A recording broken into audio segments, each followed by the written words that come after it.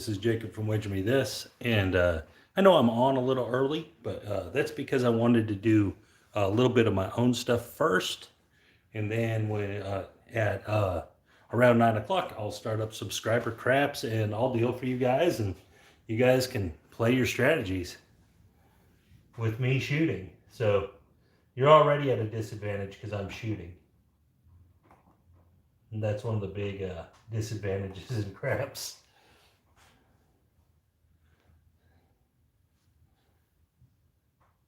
Wow, you guys are already here. I didn't think people would be here this early right away. Like I said, I just want to do a little bit of my own stuff first, and then after that, we'll jump into the subscriber craps, and you guys can play. So first thing I want to do is I want to talk a little bit about some of the comments I got on my last video, and I think the video before it too, maybe, but about dice control not being real or whatever. That's a personal opinion, guys.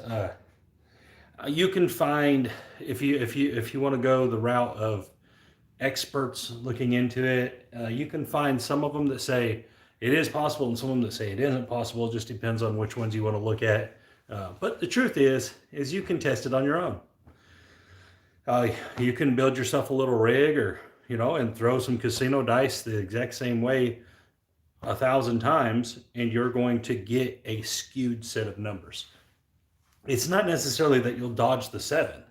I think that's a big misconception in dice control. But you'll get a skewed group of numbers. If you're setting the dice on the 4-2, 4-2, and they come out the exact same every time, land in the exact same spot every time, at roughly the same velocity, you're going to get a different group of numbers than if you just randomly threw them down the table. You're going to get the natural curve, the natural bell of the probabilities. But so this, in my opinion, is what dice control creates. It doesn't create necessarily an avoidance of the 7. It creates a different group of numbers. And once you narrow down what that group of numbers is, you can make more money that way. That's my personal opinion on dice control. I do think you can use it to dodge the easier number to dodge at some rate. Right, yeah, they absolutely right, Skill. They used to think the same thing about card counting, that it didn't help, and people have proven that it does. Hello, everybody. Hey, this is a good group so far. Anyway, so I wanted to just do a little of my own stuff. I've been practicing, and I've been practicing with $2,000. And the reason is, and what I mean by that is $2,000 on the table. Normally I don't play that big, but one thing I found with the 6, 7, 8, the anything but 10, those strategies that are kind of the cornerstone of everything I do.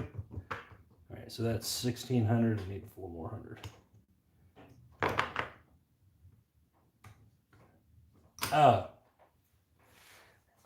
I don't know if I'll be able to deal it very well talking back and forth, but I just want to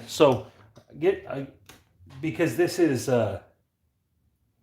right, and exactly what Andrew's saying there, Crep's down under saying, the bigger your bets are, the less time you have to make them. So the less hits you'll need to make. So I'm just talking about a dollar amount specifically, like a specific dollar amount that I'd be looking for. Like if I took 2,000 and I wanted to make 500, which this isn't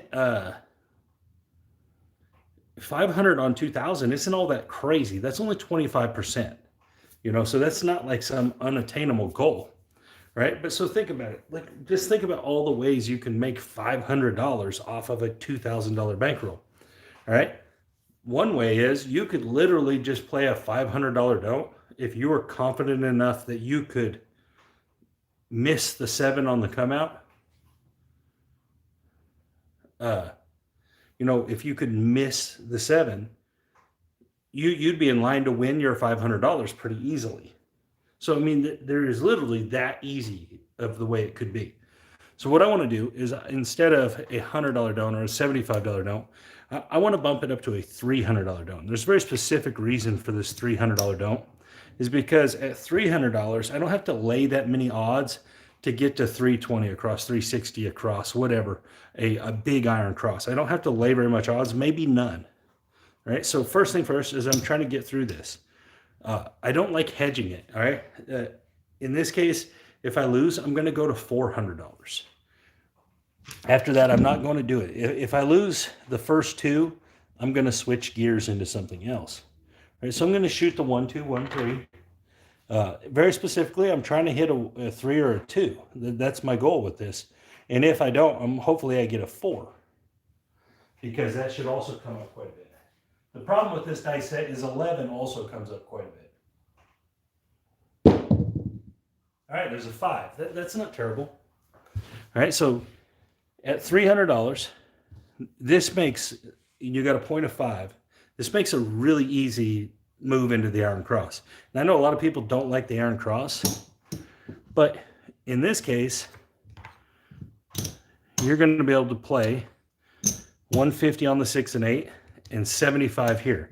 Now you're only $75 off of where you need to be to break even there. So we have the 5, right? So it makes $75. We need to go to 150 in odds, all right? So now it's not a terrible, you didn't have to put a ton of odds out there, all right? Now all we're doing is trying to dodge the 5, all right? Believe it or not, the 5 is one of the hardest numbers for me to dodge. Every dice set I generally use rolls 5s. So what I've noticed is that the all 7 set, 2 5 and the 6 1s, 5 2 like that, I tend to do better with it. And now this is just personal stuff. This is one thing too, guys, is you have dice control and dice, all that is all personal. It's personal to you. You know, something that works for me may not work for you. And there's the hard 8, perfect. Okay, so this 150 is going to win 175. That's 75. I'm just going to collect $100. Okay, so I'm going to put this over here in the bank. That $100 is in our bank. We're going to do the same thing. We're playing the all 7 set here. And also, because I don't care if I roll a 7. It's not that big of a deal. And there's the 8 again. We're going to collect our another 100. It's actually 175, but you lose the field. All right, so we're 3 rolls in, and we've already made $200. And so that's what playing bigger does for you, in my opinion. Playing bigger gives you the opportunity to win faster, especially if you have a specific dollar amount in mind. There's the 6, hard 6. So especially if you have a very specific dollar amount in mind,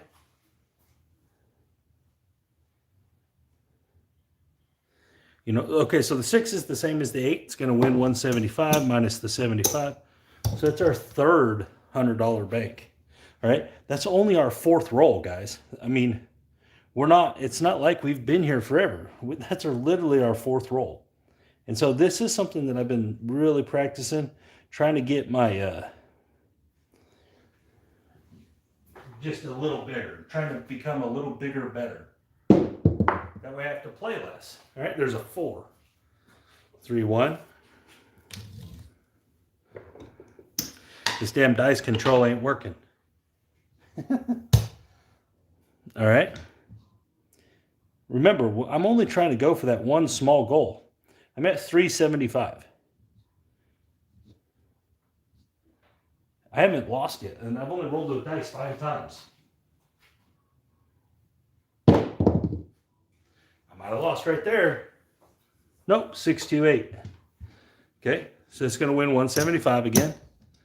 Minus 75 in the field. All right, so we're at $475. Are you really going to fight this $25? I'm not. If I got here, I'm good. I'm going to take her down. Take my odds down. I'm not going to get out of the game, but I'm going to get out of the game this heavy. I'm going to take it all the way down to 100 here. And I am going to go Like what would be a 96 across? In this case, it's 81 across. $10, let's get. So this has got a huge difference. But remember, you've already made your profit goal. And so I got told that this was stupid. It was stupid to take the money down. And I'm not sure I understood what that guy was trying to tell me correctly. But essentially, that was the gist of it. That it was stupid to take your money down. I didn't really understand that, but okay. So at this point now, this is free. We can't lose. We're just trying to roll. And we did hit our 5. All right. So now we've only actually made 375. I'm still okay with that. I'm still plenty fine with that. I'm not going to fight that. So what I would do, most likely I'd go like this. I got that 96 across. It's still going to be my shot, but I'm going to play through the pass line now, just so I can keep shooting. And I'm going to move into whatever light side type shot I got here. So for me, generally that's going to be the 3V. It's not great, but I do okay with it. I'm going to be off on this come out. And I'm going to try to roll 7, obviously, so I can get a winner. Oh, we got a 3. Eating up our profits. Not a huge deal. 25 back.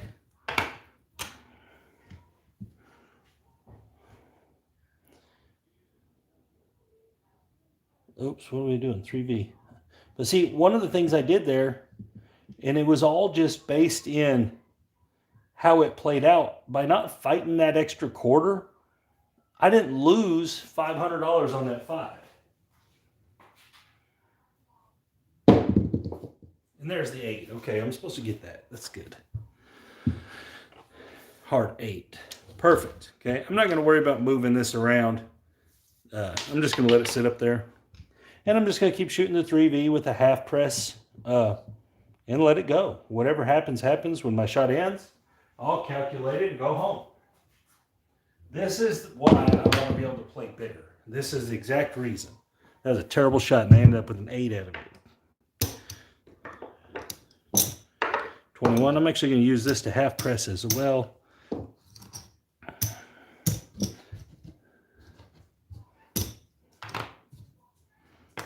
All right. Here we go. Back to the 3V. And so again, I didn't do anything special here, guys. I just played bigger. And that's the only difference.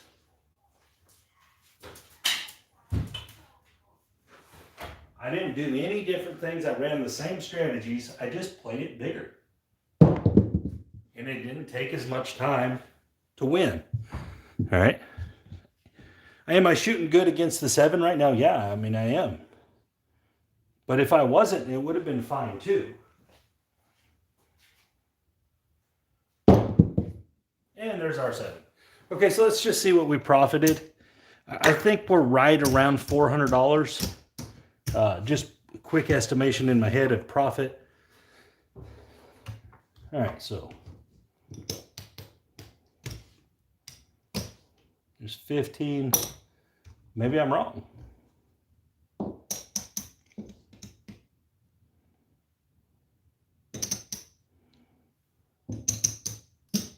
Okay, so I was way off actually. So we're up 200, 250, 260. We're up 265 on our first shot. That's not terrible. Hello. 265 on our first shot. We were up 375, so I guess I had more come out losers and stuff than I thought. But still, we're up 300 or 200 and whatever dollars. I mean, off one shot. And that's because we played big. If we would have played the same small level, we would have been up like $40 or something like that.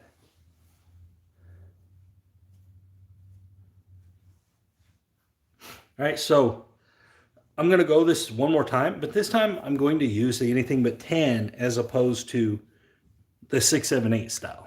All right, so with $2,000, I'm going to play the anything but 10 at the $600 level. So $600, no 10. which is going to allow me to double all those bets out there.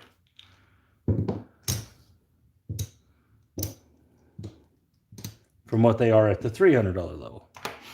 Okay. Still the same thing, $500, right? Get this pass line out here.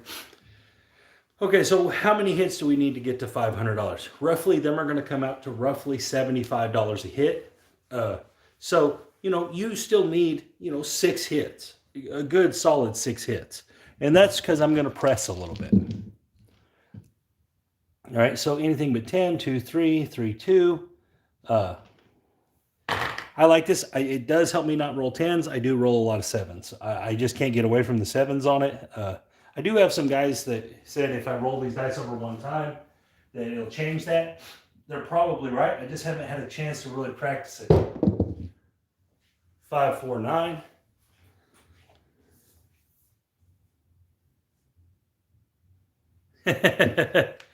All right, 5, 4, 9. So that is going to be a $70 winner.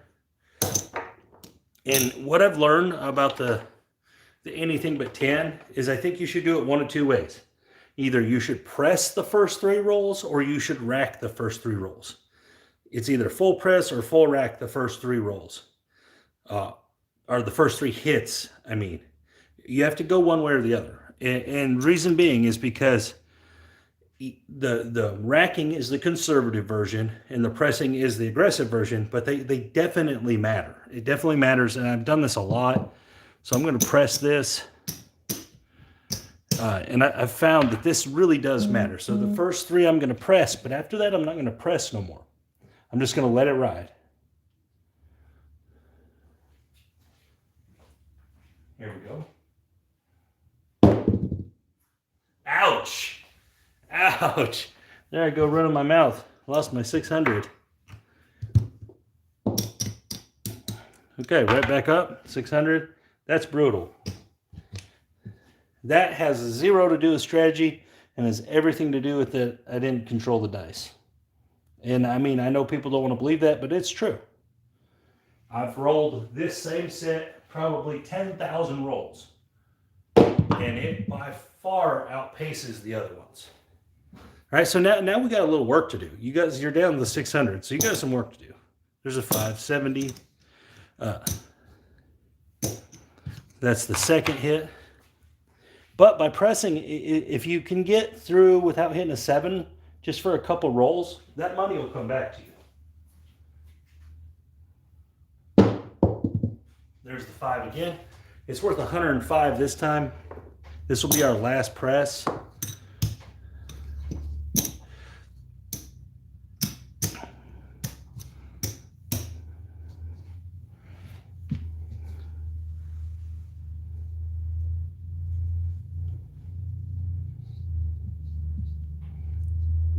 Obviously, we would like a hit or 2 here. There's a 1, 2, 3. That's not really helping us. It is a good idea to play the horn with this also. It's actually profitable. Especially if you do that and you roll back-to-back horn numbers.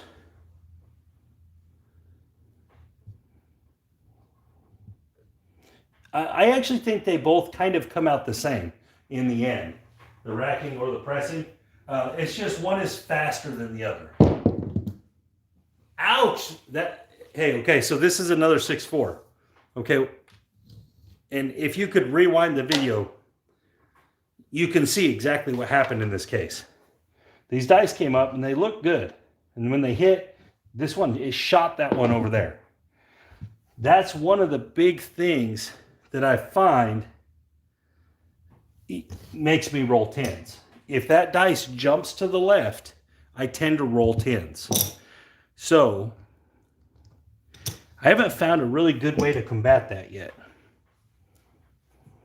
I just haven't. I haven't found a really good way to get away from that.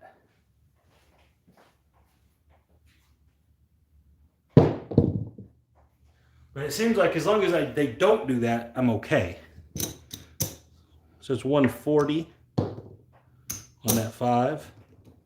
I'm actually going to press this 6, this 8. That way I have them all pressed up. Got to win some money back here. Now, here's another thing, all right? You've went on this long. This has been a long roll without a 7. Is it a good idea to turn these bets off? Yeah, I think it's 50-50. If you're rolling really well against the 7, then it seems like, no, it's a bad idea. But if you've kind of been all over the place like I have, I've had a lot of horror numbers, maybe it's not a terrible idea to just turn them off for a couple rolls. Maybe the 7 comes and you win your money on that side. So I do think there is value to turning these bets off up here sometimes. But I'm not going to do that here. And there's the 6. So that is 120 is going to pay 140. I'm going to make a comeback here. We got beat up.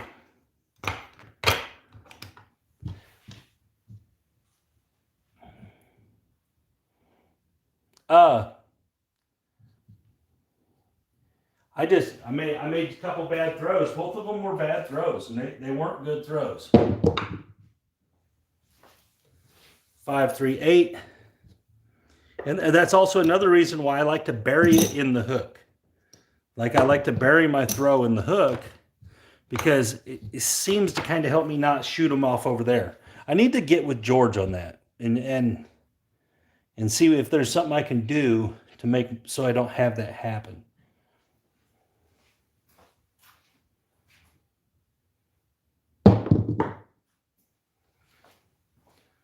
And we got a 6. So we're getting some of it back here. And, you know, this may be one of those cases where you don't try to get it all back in one shot. Maybe now you take it down or regress to 96 across. There's all kinds of things you could do here. You are winning some of it back. You don't necessarily want to lose what you won.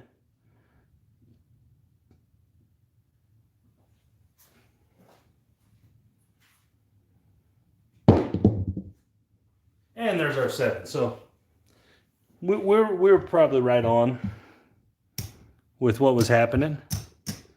All right, so if our normal payout is 143, then this one will be 286. 286. Okay, I'm gonna swap that out for a $100 chip.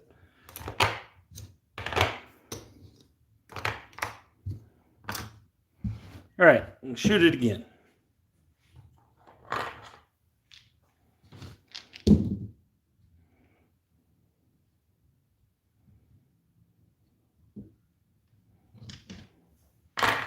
All right, here we go. Oh, we need our other bets, huh? But since I lost a few on the first one, this time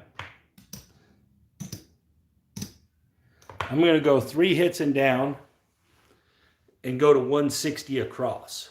All right, so this is a second way to play it.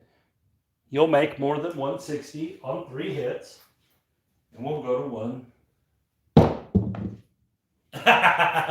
I know it didn't do it really big, but as you can see, it jumped over to the left on me and got me a 6-4. Okay, so I'm obviously not able to control the 10, so I'm not going to keep getting beat up.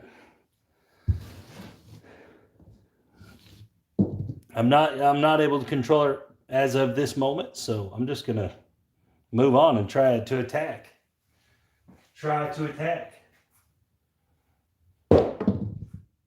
And there's the 6.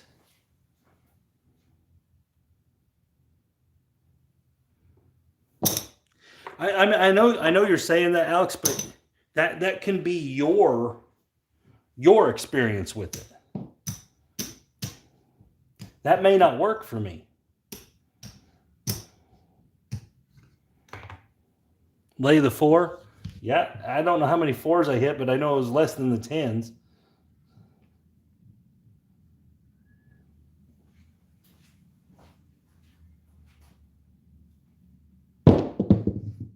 And there's the 9.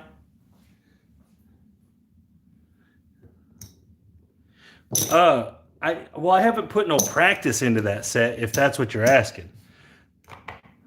just trying a set one time, you could have great results with it. Ridiculous results, and be like, oh, that's the best one. You know? But then when you practice it a little bit, it turns out that it wasn't that great.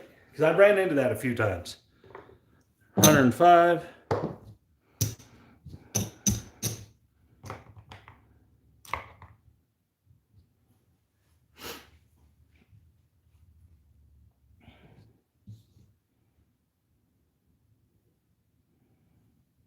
Hello, fives.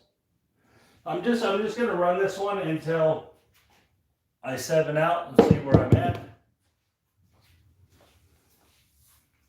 We got a 10. I didn't even realize I was on the light side, so I didn't have no odds or nothing on this 10. That was my bad. I just rolled a hard 10. All right. Coming out. I'm gonna be off on this come out.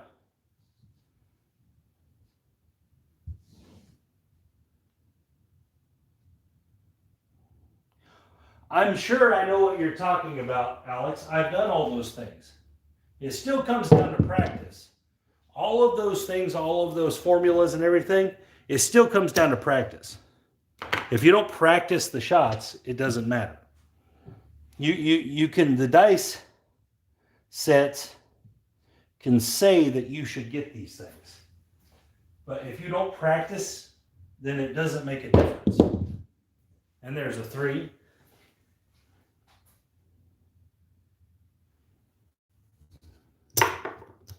So you have to practice at the level that George practices. You have to practice at that level where he does it every day. If you don't, you may be adjusting the randomness slightly, but you're not adjusting it to the point that you're controlling. That's a 7. And I know people may disagree, but it's the truth.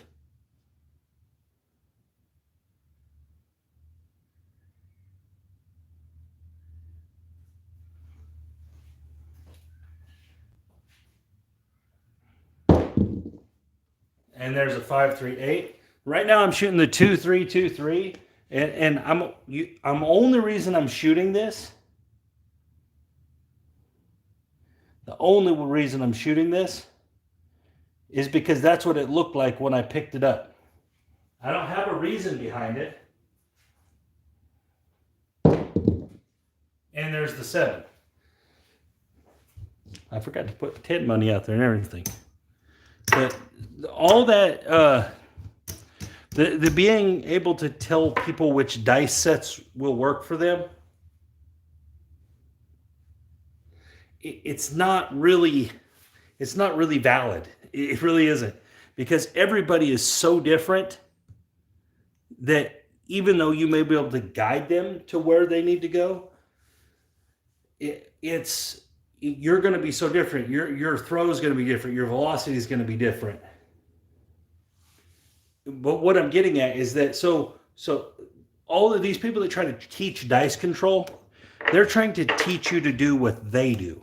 All right, and I'm talking about everyone. I'm talking about the big people that get paid to do it. The golden touches. All of these people, they're trying to teach you what worked for them, not what necessarily works for you. Hello, bird dog. And so that's one of the big things about dice control is, honestly, you can look at all the techniques and everything. You can look at all that and you can get the idea of why they teach grip, why they teach stance, why they teach swing, all that, because that correlates.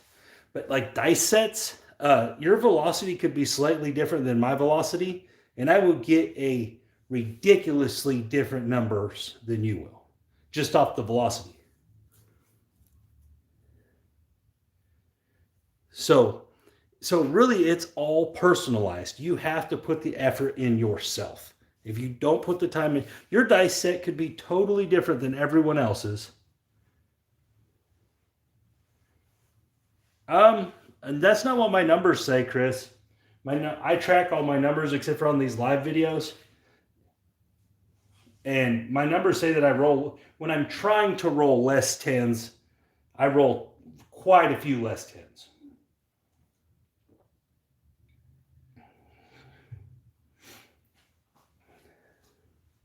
All right, so it's almost 9. I'll run some subscriber stuff now. Uh,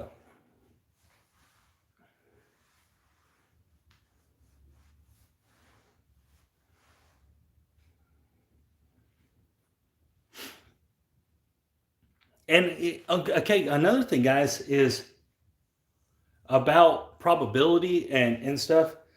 If you're when you dice control, you're trying to adjust the probability of the game is what you're trying to do.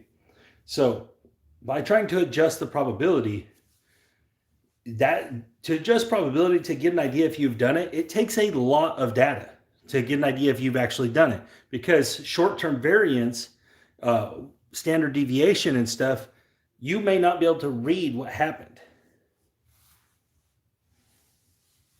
And so even at 2,000 rolls, you're just probably getting the really tip of the iceberg, the really very tip of the iceberg. But there is science to dice control. The grip, the throw, releasing your thumb instead of pushing your thumb. There is definitely science to it. So it's not like some pseudoscience or some made up make believe stuff. It's no different than bowling. All right, there's all kinds of things that go into bowling, and obviously bowling is a skill sport, because I can't go roll 300 games, but there's guys that practice every day that can. And so it's still, dice control is individualized, guys. It's not a one size fits all.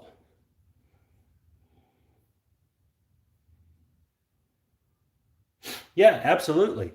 Yeah, you have to have years of shooting the dice. It's not something that happens overnight.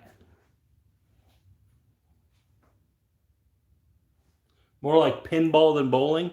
Okay. Pinball's a skill game, though.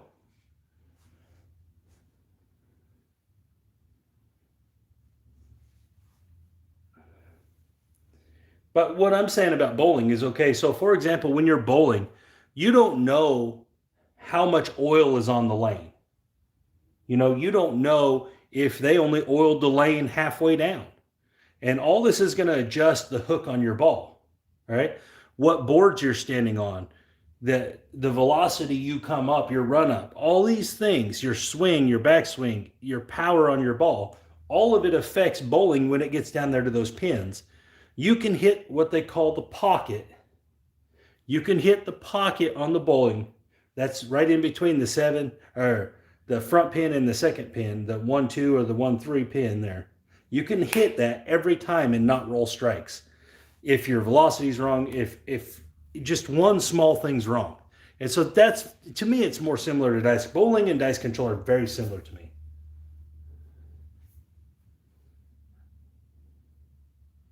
Right, it's mechanics, just like dice control is mechanics. All right, I get that there are slight differences, but you still can't control some of the things on the bowling. On bowling, you can't control the oil on the lane. You can't control if the lane is a little crooked somewhere. You have to figure that out. Okay, I'll go for that, Googs. You're right. You're probably right about that for sure. That it's easier to control something round, but in bowling, you're trying to control two things in bowling. You're trying to control the ball and the pin action. So I would say it's very applicable. I say bowling matches dice control the most, because you're throwing something a long distance and trying to get a result off of something else. And that's what you do with dice control.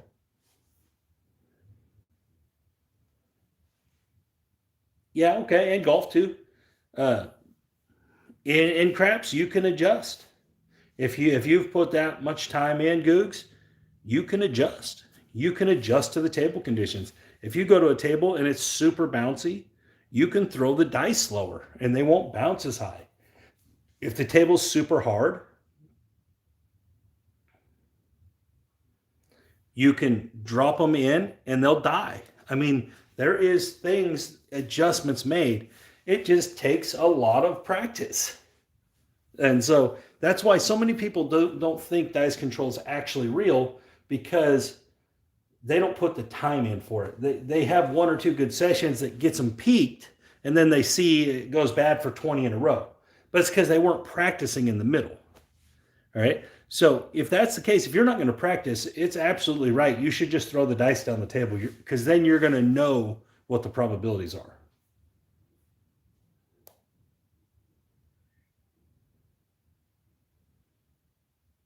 Okay, doctor, don't pass. But you're also, like I said, you're not controlling the lane oil. You're not controlling if the lane has weak spots in it. There's all kinds of things in bowling outside of your control.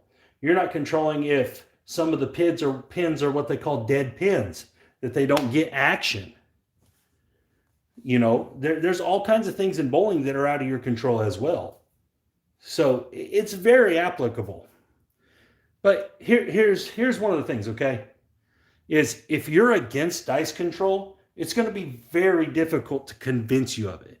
And if you're for dice control, it's going to be very difficult to convince you against it. All right. So the only real answer is you have to go do it yourself. You have to figure it out for yourself. You have to figure out if you can do it.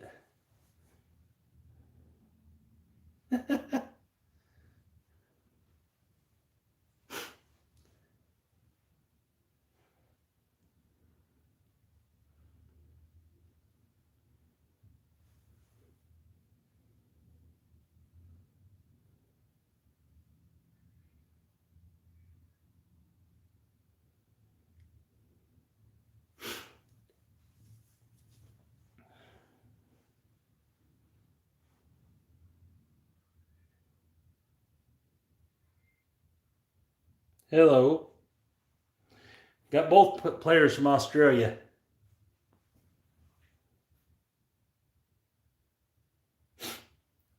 Okay. I mean, yeah, absolutely.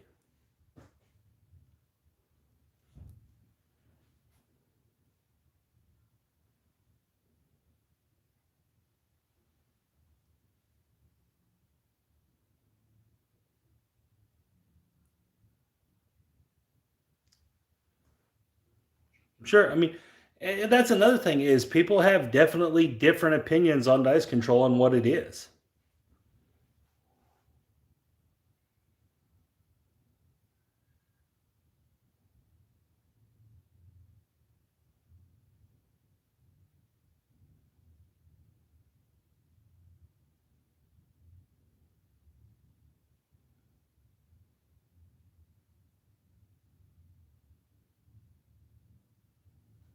Yes, the back wall is designed to stop dice. It's not designed to stop dice control. It's designed to make the dice random, which in turn stops dice control. Because when the game started, there was no dice control. That came on later.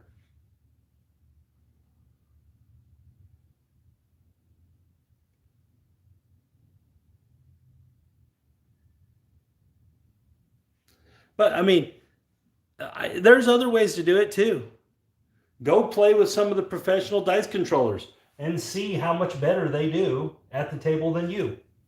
I mean, they're not just luckier than you. So, I mean, you can go see this stuff. This is out there. This is in Vegas. You can go watch these professionals work. If you guys don't believe me, ask Same Bet. Same Bet has been to almost all of them. He's been to almost all the schools.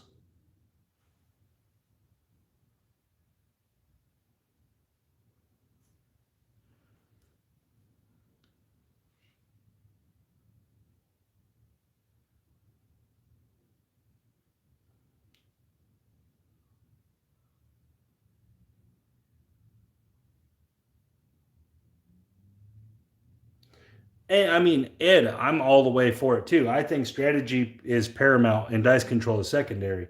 I've always thought that. It's never been the other way around for me.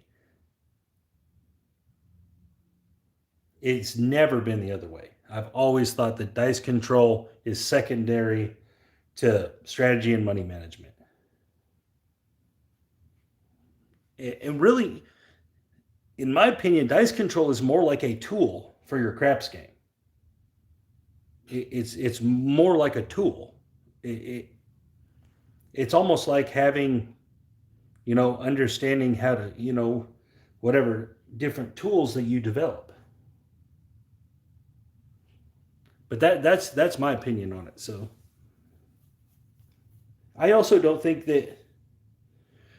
Here's one of the things that people disagree with me that are dice control people is I don't think you actually can control the seven. I think that even the professionals, even the best players that are the best at dice control, I think their effect on the seven is actually far smaller than they want to believe. What it is that their effect on a group of numbers is larger, and they know which numbers those are, so they bet them. Right? It doesn't mean the seven doesn't come. It just means that they have enough bigger wins on the numbers that they normally roll, and that's what I think that they've earned in their practice.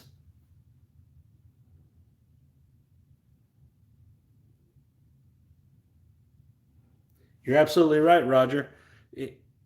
There's all kinds of stuff out there on correlations between how much each shot is worth. Hello, Wayne. There you can find all kinds of charts that going from a 6 roll to a 7 roll to an 8 roll to a 9 roll shot. It's huge differences.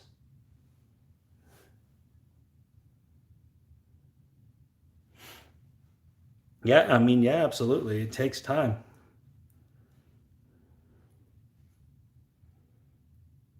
But okay, so Alex was trying to run a strategy and it's in depth. Uh, you don't have to give me money. I was getting to you. I was trying to talk to everybody. Uh, but it's very in depth, so I'm going to try to run it.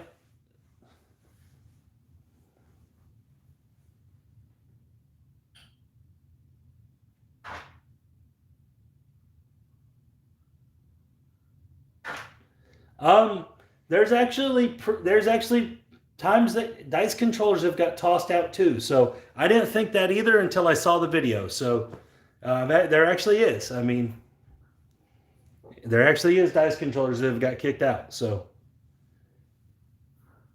that they wouldn't book their action.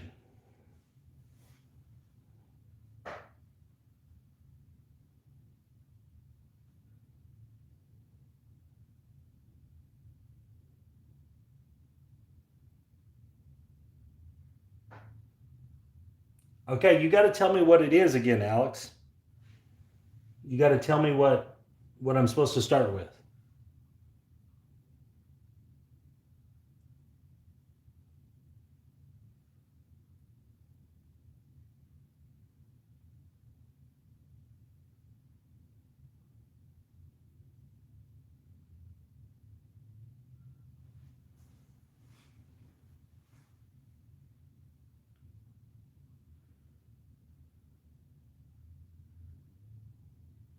Did my thing freeze up?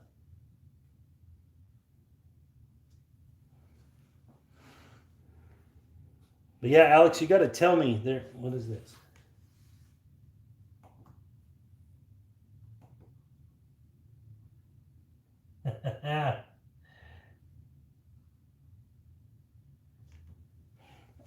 Hey, you guys, Fives is absolutely right. You should check Fives his channel out, man. Go if you're not liked and subscribed and all that stuff, you need to be going and checking out Fives. He's awesome. You guys, I know I can never tell you how much Fives has been on this journey with me, but I have hundreds of emails from Fives when we talk about strategy and man, he is great. So go watch his channel. I mean, a lot of the things I do, I got from him.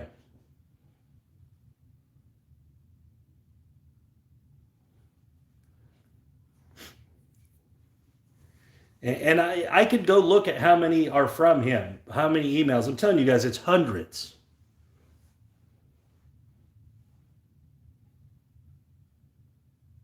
Guys, I read every comment, every single comment ever. Sorry, the phone died. Every single comment I've ever got, I read, and I respond to most of them. A lot of times, if they're just saying thanks or something, or sometimes I don't respond. But if you put some time and effort into it, I'm going to put some time and effort back. So Yeah, and craps down under as well. Yeah.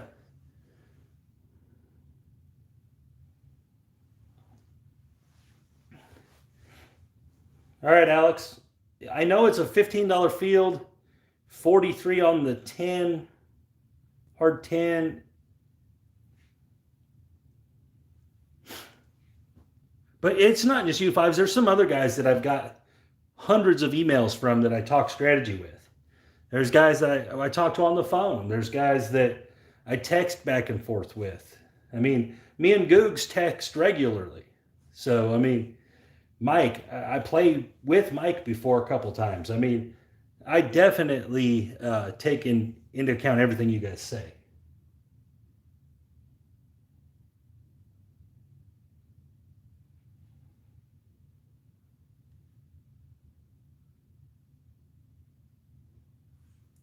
You got to tell me what the amount of bankroll and what I need to be betting is, Alex, because I don't know that. Yes, and guys, Skill and Luck, he has a really good channel too. I mean, he just doesn't put as much videos out.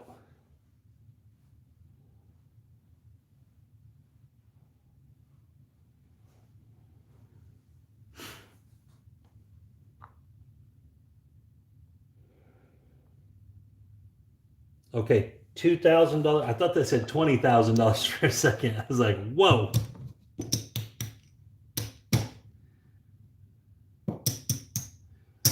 So there's 1,400.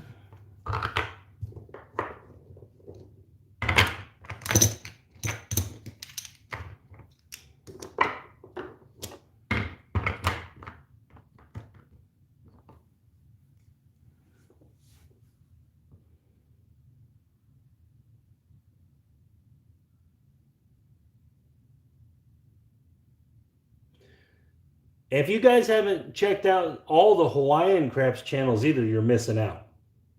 $100 don't, $15 pass, okay, $100 don't. $15 field.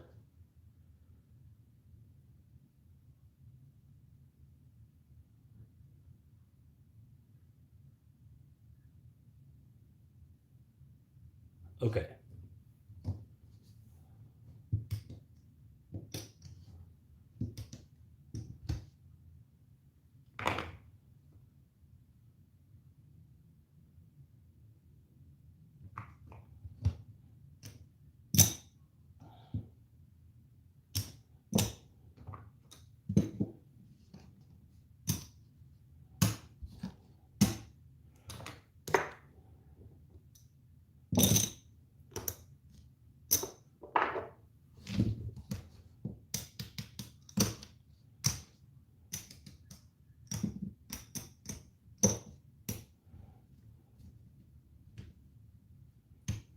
One of the things, well,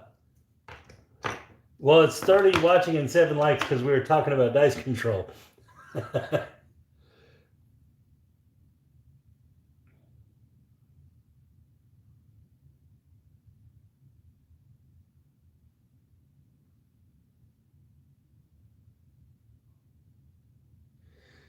I don't know if anyone has a list of them or not. All right, so what was on the 5?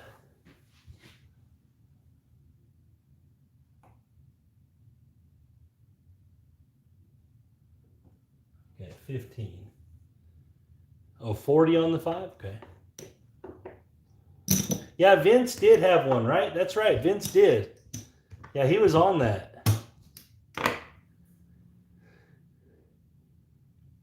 Okay. And then we're trying to dodge the 10, right? 300, no 10, 43 hard 10. That's right.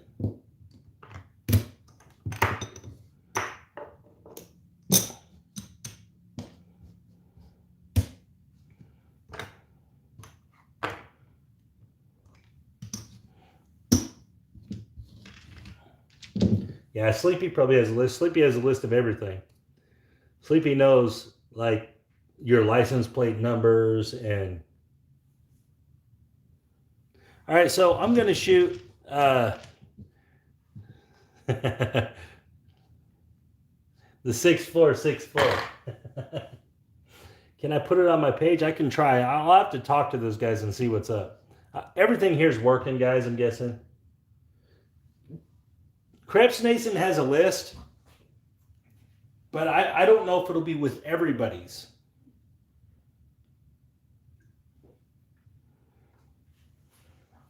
Sleepy is the man. All right, here we go. We're dodging these tens. 4, 2, 6. We got a point of 6.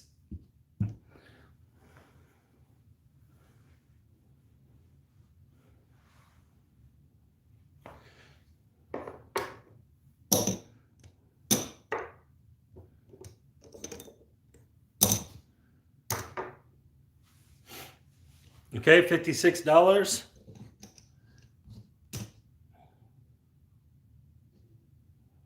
Press 27 on the place bets. Gotcha.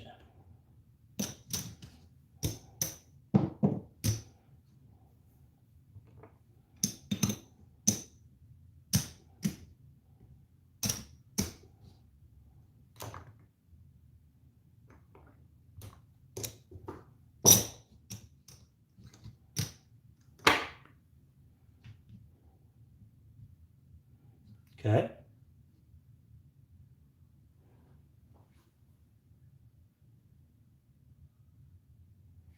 How much? Really, all that's in play is the 10, really. I mean, if you roll a 7, it's not great.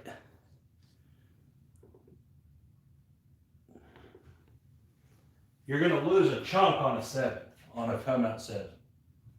And there's an 8. All right, so that's a $63 winner.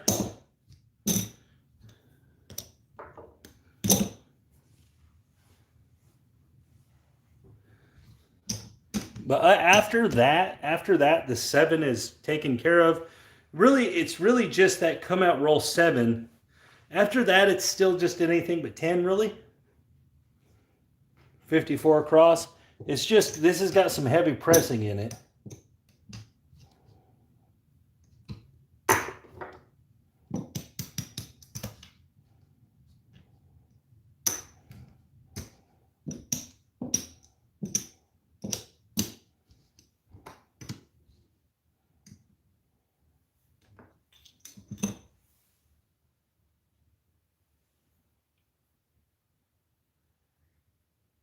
Take off the dump. Okay.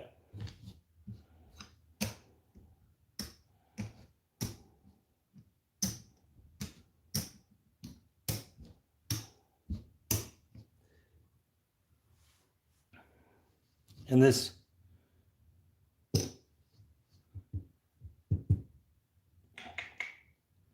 I don't know if I lost it or not. We're not worried about it.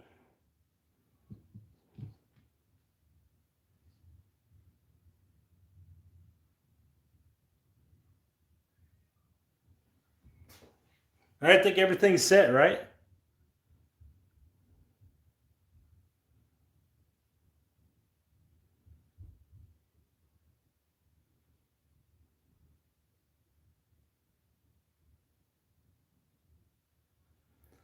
Well, I'll tell you guys what. Okay, can you do this for a living?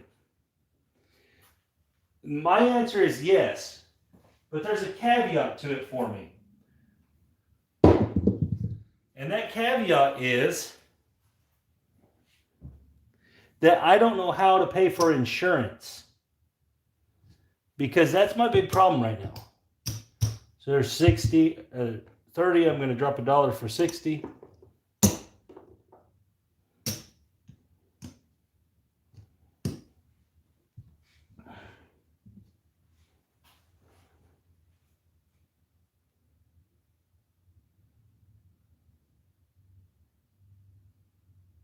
Yeah, the health insurance is my big thing because I have 2 kids and a wife, so my health insurance is relatively expensive. Can come down on everything, okay? My health insurance is pretty expensive, so that's my big problem is I don't know how how I'm going to figure out how to pay for the health insurance.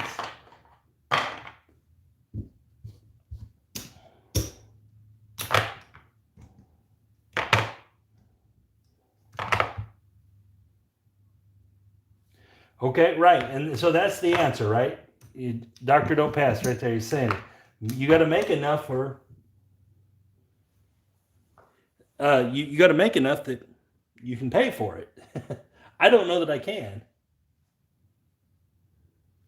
Yeah, Joe Biden. Yeah, maybe the best thing ever for us aspiring professional gamblers.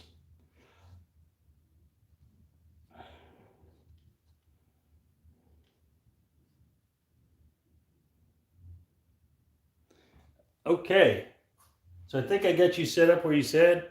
You made a bunch of money there. 3V it up. Okay, 3V it says.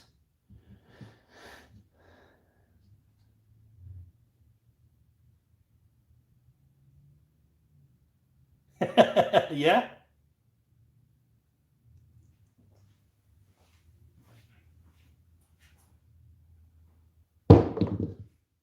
There's a 134.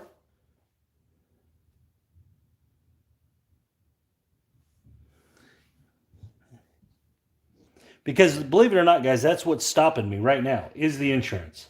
Because with my wife's medical stuff, I'd be paying thousands and thousands of dollars if I didn't have it. That's what's stopping me right now from just going full time into this. It's literally the insurance.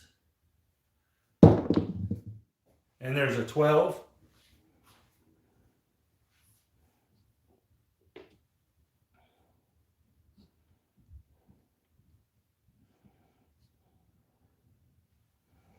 Now YouTube hopefully is going to fix that for me. Hopefully eventually I'll make enough. There's a hard 4. I'll make enough on YouTube that monthly that it'll work anyway.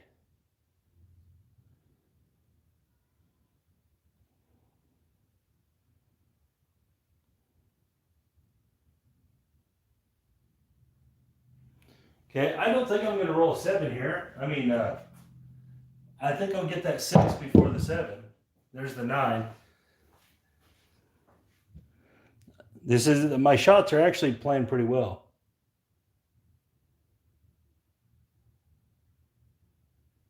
I've looked at some of that stuff, and so right now I roughly pay.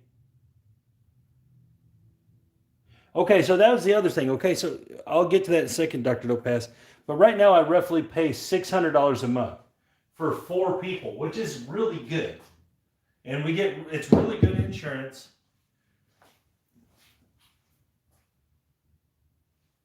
Here we go. There's a 5. But you're right. Okay, so sponsorships. Sponsorships make sense. So I've been working on that. I've been trying to get Oaklawn to sponsor me.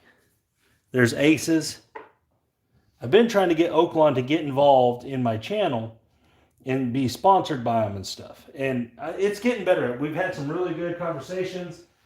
I don't want to get anyone's hopes up or anything, so I haven't said nothing. But I've been in a couple meetings with these people, and hopefully this is going to all happen.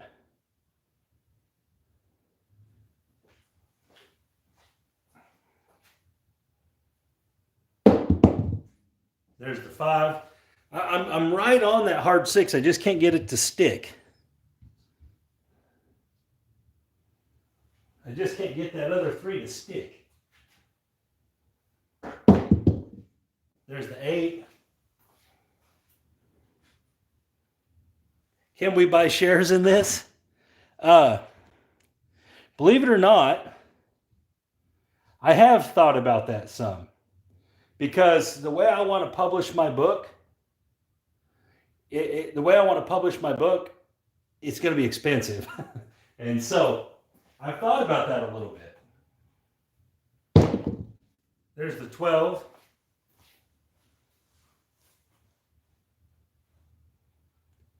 Well, okay, with what you're saying there, Roger, that's what these groups that have dice control schools, they play as teams. Alex told me to take them down. There it is, 6. Oh, I thought I was getting there.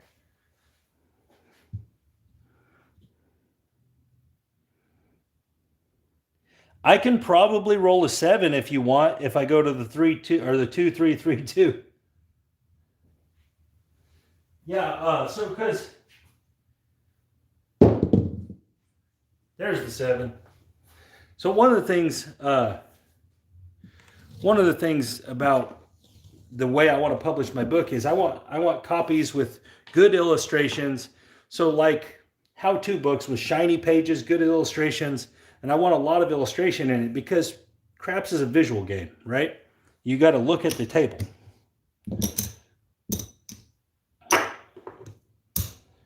$150 for 7.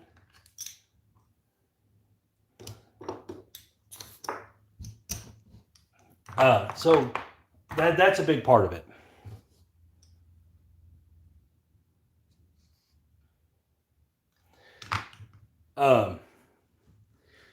And then also I want to have some really nice hard copies that, are, hardback and this and that, to where I can send to the people.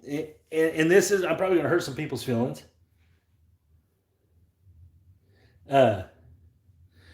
But some of the people have definitely helped me along in this journey more than the others. And I want to be able to give them a book. And so I want it to be specifically nice and... Okay, you're going to have to run me through it again. All right, I think I can remember it. Let me see.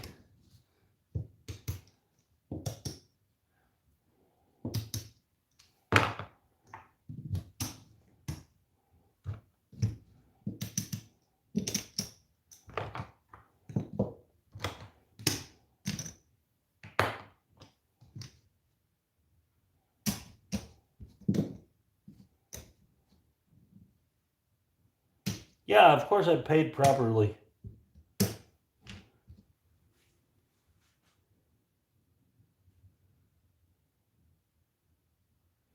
Yeah, I paid $150 and then I got 7 in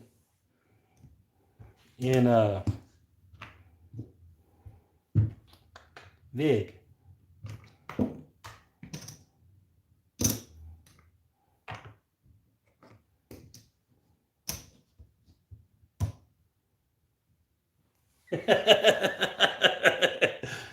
Ed, you're funny.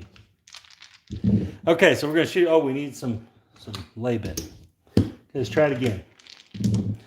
We were not rolling 10s there with our 3V, so we're gonna stick with that. All right, here we go. Let's do it again. This time we're going 3V. There's a yo. That's a bad one. I didn't even think about the yo being detrimental to the strategy. It is. Oh, we were supposed to have a field, huh? So we were supposed to have a field also, so we got paid also. Martingale. Okay.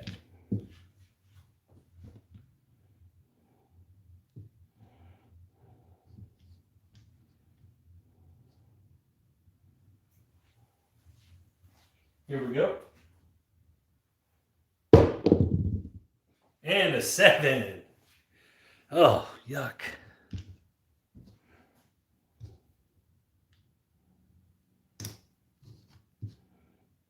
I'm just going to take it all down and put it all up.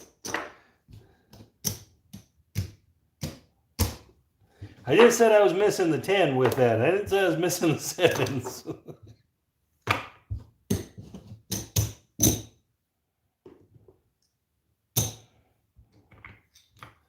$7 VIG. All right, here we go.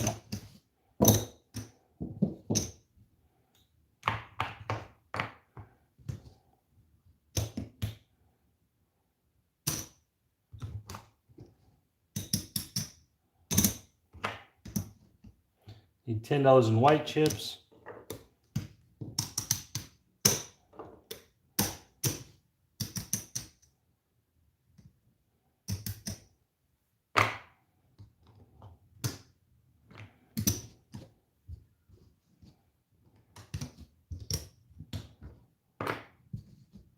Okay.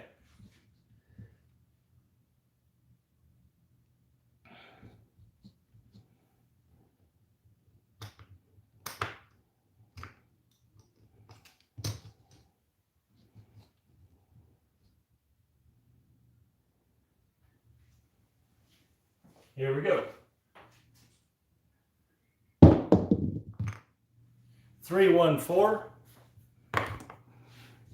That's a good one.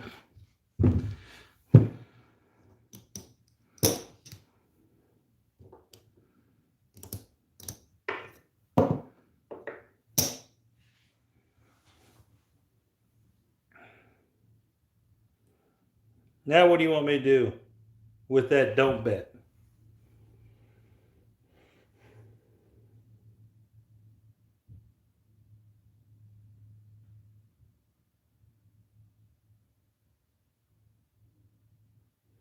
Okay.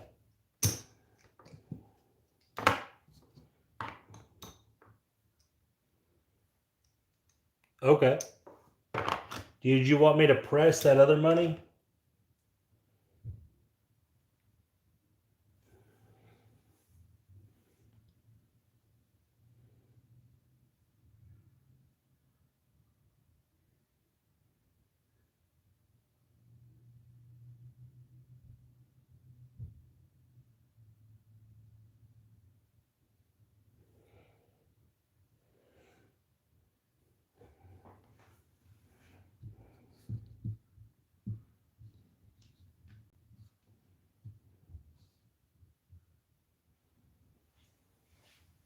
There, here we go.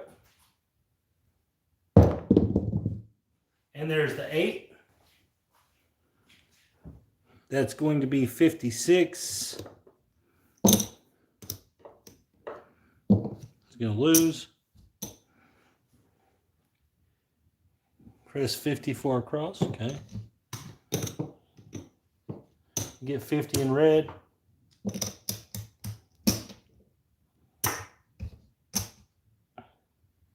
You mean 44 across? I think you mean 44.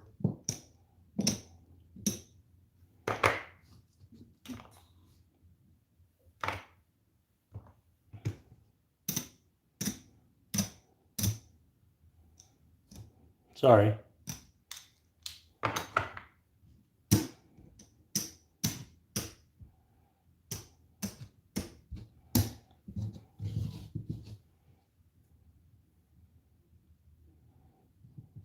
All right, here we go.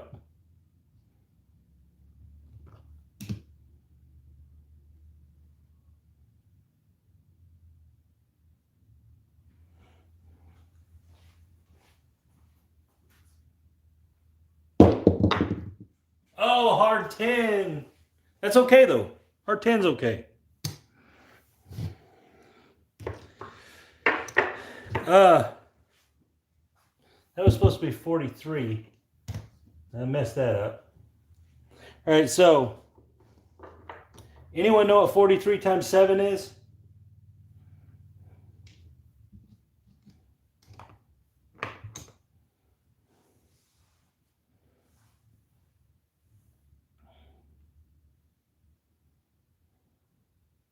$301. Okay. That's fantastic. Put it back up. Just so you guys know, I am having this tonight.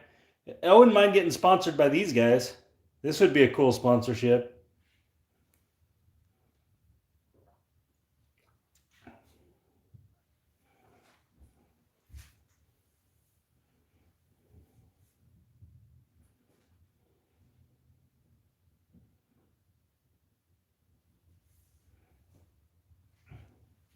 Keep shooting.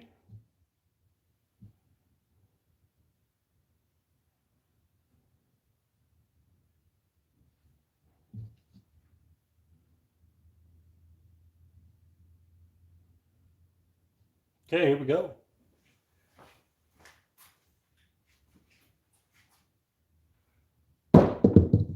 And we got a 3.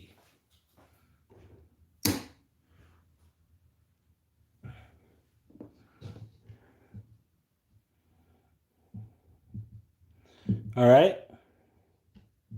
This one would definitely take some practice. You definitely, because it's in depth.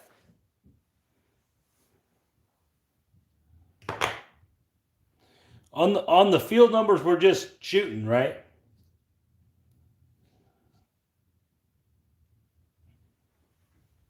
Here we go.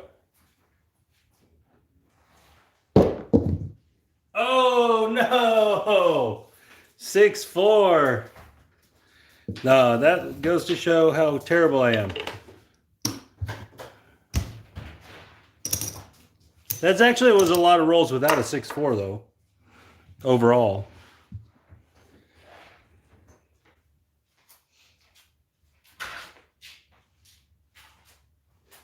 Okay, I want to ask you something right here, Alex. You have this $400 don't four, and you want to go back up here on the 10. To me, that seems like a bad play, because you're kind of protected on that there. You know, you're kind of protected in a way because you have this so big. I don't know. It just seems like that I would not worry about that. I would just place the 10 and then fight the 4. But that's just my opinion. Or take odds on the 4. Yeah, absolutely. But I'll go back up on it, like you said. 300 donuts. This makes more sense to me because you had 6 ways to lose before. Now you only have 3 ways to lose. This actually makes a lot more sense to me.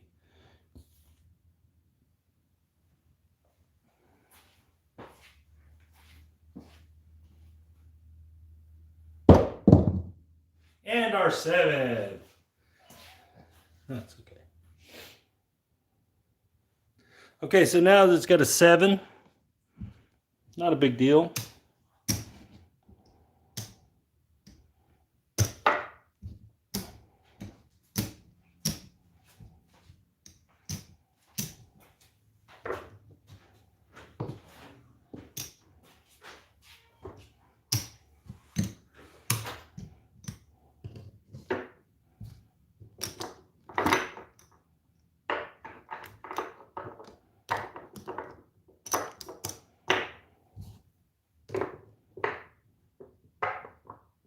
I did. I paid them.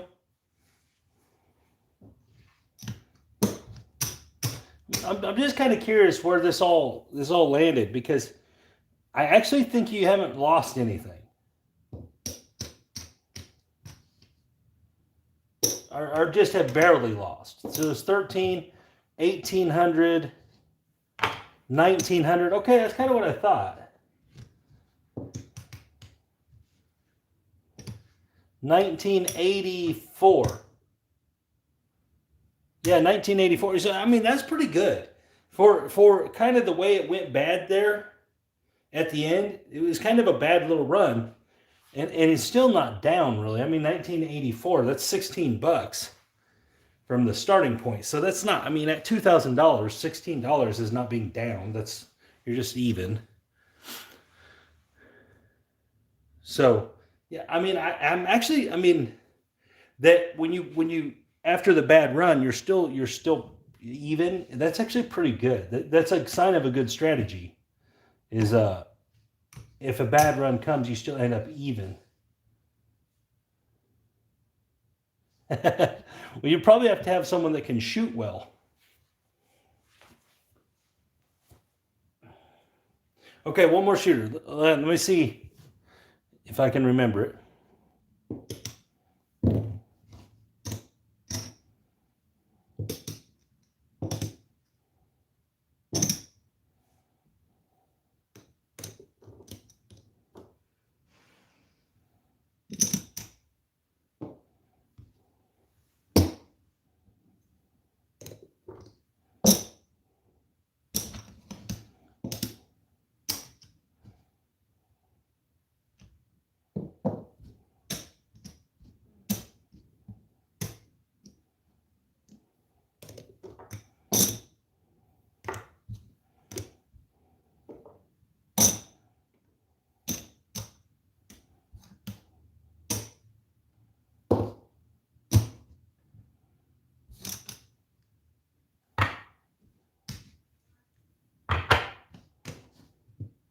Okay, I think I got it right.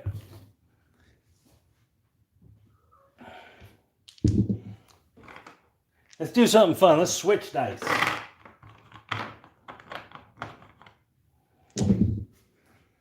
These are Mandalay Bay dicers. All right, so we're going to shoot the 1, 2, 1, 2. Actually, you know what? No, we're not. We're gonna random roll it. I'm just gonna grab them and chunk them. I'm just curious what happens on the random. Here we go. 7 on the come out. Okay.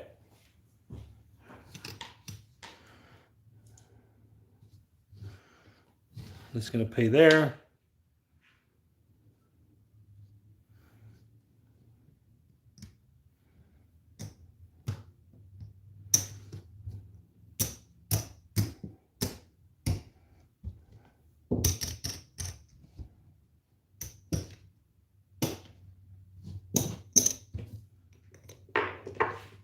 Okay, here we go. This is a loss, and this is a loss. Okay, martingale this.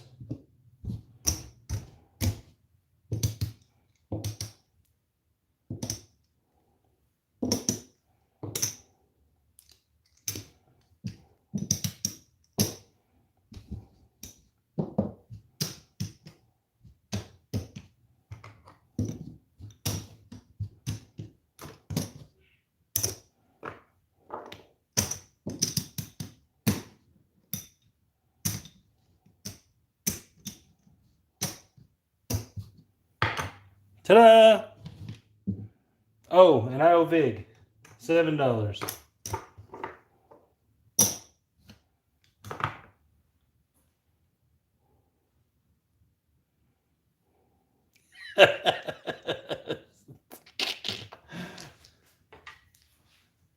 Yeah, I have lots of colors of dice. I have probably 5 or 6 colors of dice. Aces! Hey! That's what we want. He's gonna lose. It's going 200. I'm guessing you drop back down to 100 after your martingale pays. That makes sense.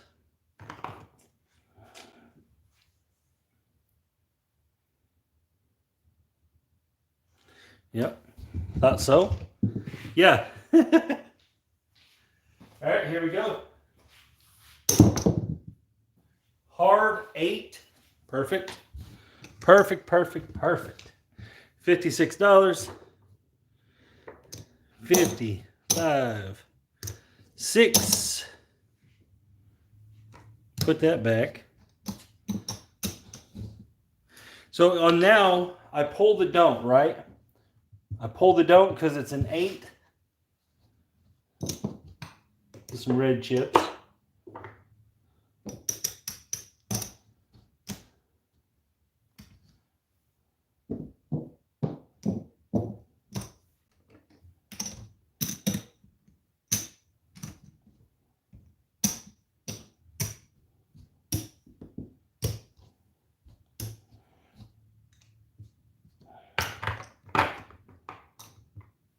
All right, here we go.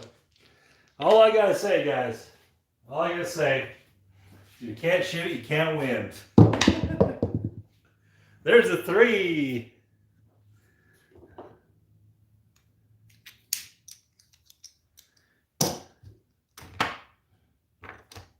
$80 and oh, I didn't pull that down. 80 in odds.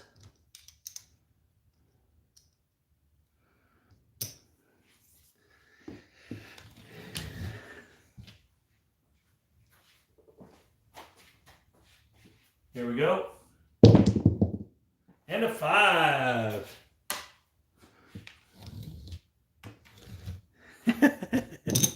All right, so we have 35 plus 28.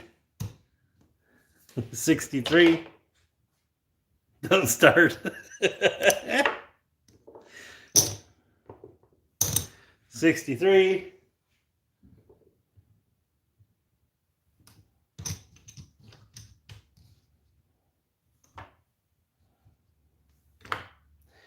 Are we pressing 44 now?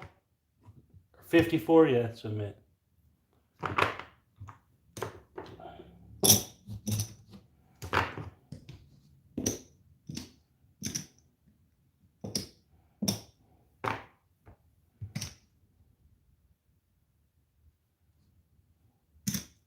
I like that. I like that, Fives. That's something I'm gonna do next time I'm at the table. Every time I throw them, I'm gonna be like, in God's hands. And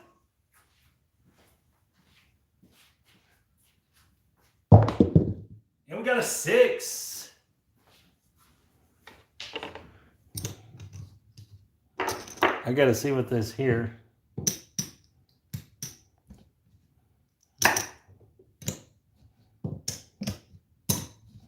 $66.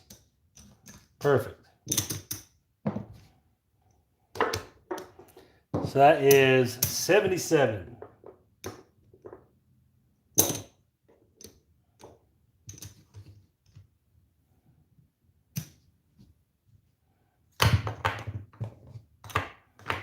Okay, get $50.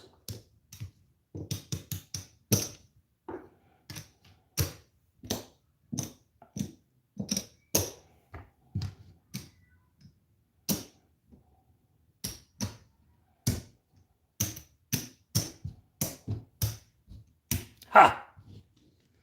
Got to put the field back.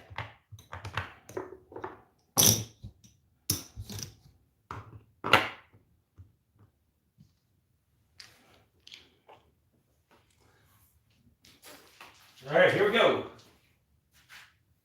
And we got a 5. That's a 415. It's a leaner, but it's a mean leaner. 415. Okay.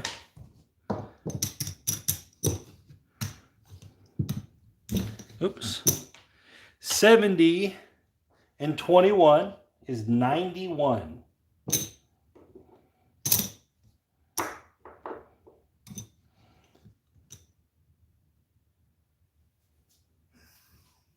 Take down all the place bets.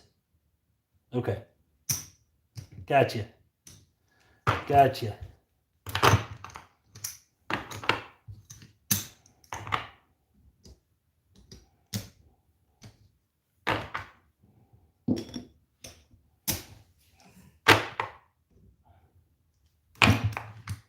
I'm going to trade this one in for 100.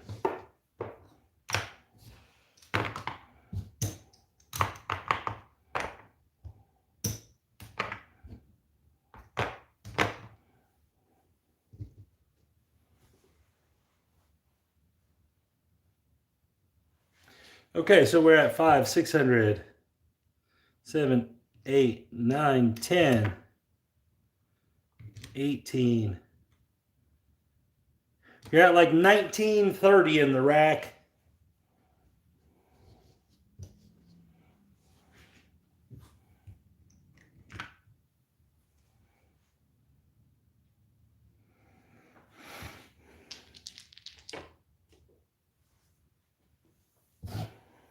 All right, so we're just playing for this 8.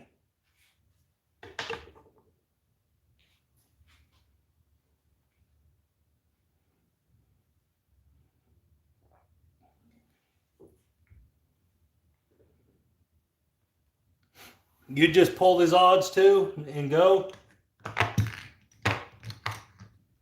Let's see if we can resolve the 8. Let's see if we can resolve the 8. I agree. I think it's the best plan just to walk. Especially after the bad run, there's a set of aces. After the bad run, and you get a good run right after it, I like the idea of it is walking right there. 516. I agree with that. I think it is a good idea. Whoa! I missed the whole table.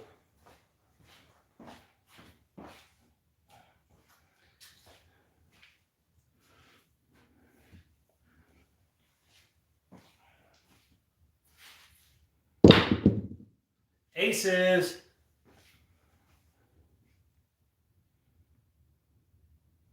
Yeah, I think I agree. I mean, I think after a bad run and then I had a good run, I would walk. 7. Okay, so we got knocked off. No big deal.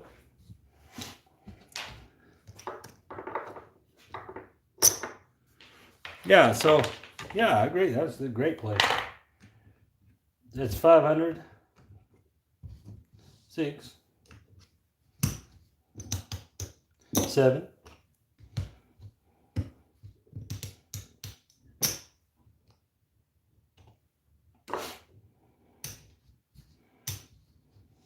800, 1,000, 2,000, 2,300, and $10. $2,310. That's pretty good. Up 310. Up $310. I love it. Even with my awful shooting, you're still up that much. So yeah, it's good.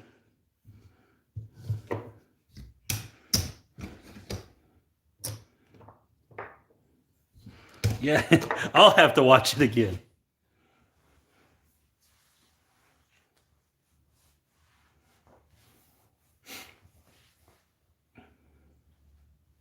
All right, so who wants to do something next?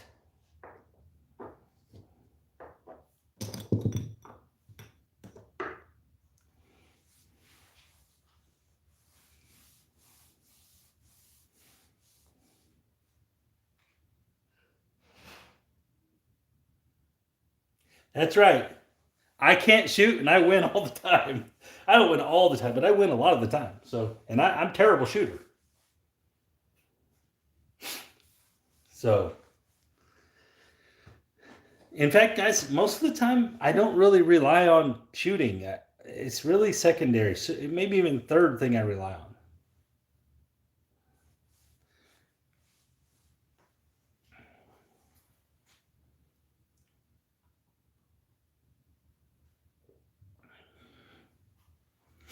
You're gonna have to walk me through it. I'm ready. How much money you want, Mr. Mason?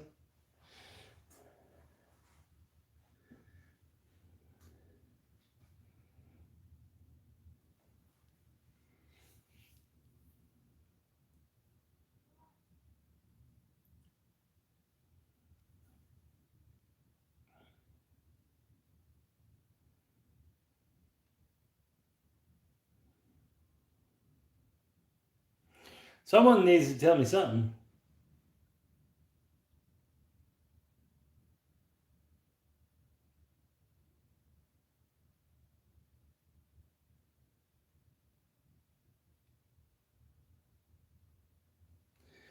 Yeah, I've actually had looked at some charts on that before, Lawrence.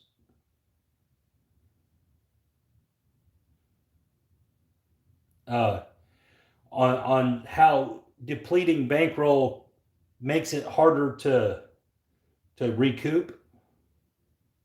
I've actually seen some charts on that. I think it was Wizard of Odds has some.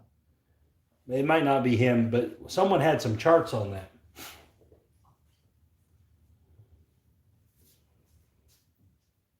I need somebody to tell me something.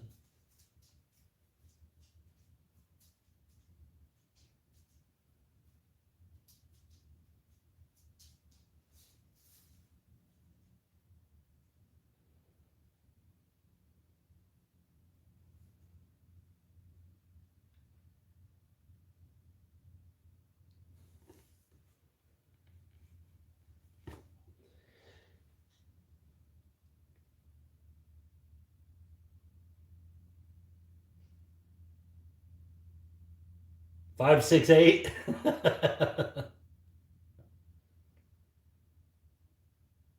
Yeah, we were waiting for Gator Mason. He just said something that he didn't finish.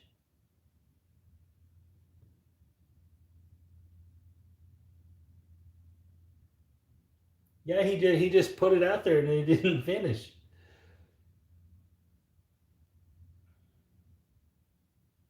Yeah, he's probably typing, and I'm gonna get something that's like 600 words.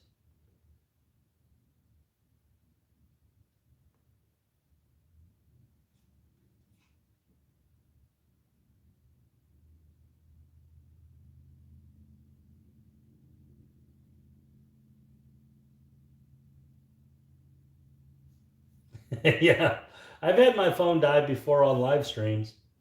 I thought I had my power strip on, I didn't have it on, and it died. Mike, you're out of here. See you, buddy. Thanks for stopping by.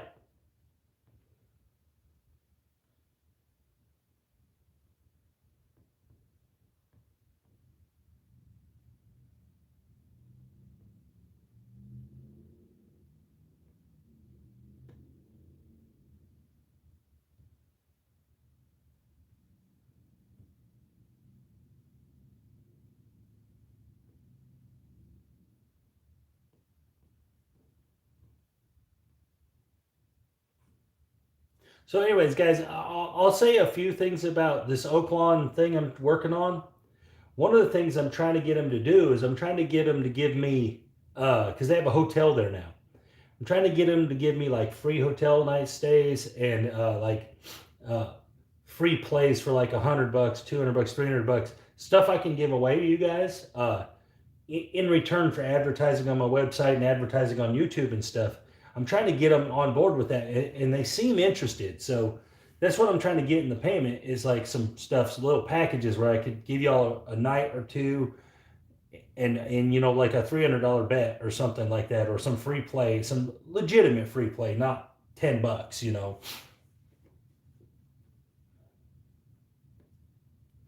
And so that's one of the things I'm working on. I'm also working on them uh, doing a tournament, but doing it uh, with the rules that I'd like to see in craps tournaments.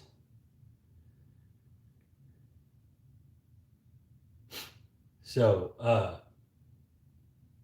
that's one of the things I want them to do a tournament in the style that I want. From what I've seen on these videos of craps tournaments, the craps tournaments they all end up in everyone putting their money on the field, and then I mean their structure for these craps tournaments is awful. And I think I've developed a much better craps tournament. I've worked on it a lot actually, and I kind of presented just a small overview of it to them. And they're not a big craps casino. They were just like, yeah, it sounds great. You know, I could tell they really didn't know what I was talking about. So I'll have to work on that more. But I definitely would like to have a real tournament there where it's actually okay. I guess Rob isn't getting back to us. So yeah, we'll you guys, if you want me to run what Fives is saying there, I can do that. Lay four progression, 100, 400, 800, 600, try not to roll four. Yeah, let's try it. I'm really actually kind of curious about this. So I know one of these racks is $2,000. You get another 1,000 or 2,000 right there. All right, so it starts with lay 100. All right, so obviously I'm just going to randomly roll these because, oh, well, you didn't ever tell me your strategy. You just said 6, 7, 8 hybrid, and then you never gave me nothing else. Or if you did, I missed it. It was so quick and I missed it. All right, so I'm going to run through this really quick and just see what happens. Okay, if you want me to try to control the okay, so you want me to try to control. Okay, I want to do it correctly, so I'm going to get $100, and I'm going to play a $25 pass line. Okay, screen crashed. Let me shoot this for a minute, and then I'll jump over there. Okay, so the set I like to use when I try to dodge the 4, which is absolutely terrible for me to do, is I like to use the 6-5, 6-5. Which doesn't make a lot of sense because there's a hard 4 on it. But we'll see. We'll see what I got.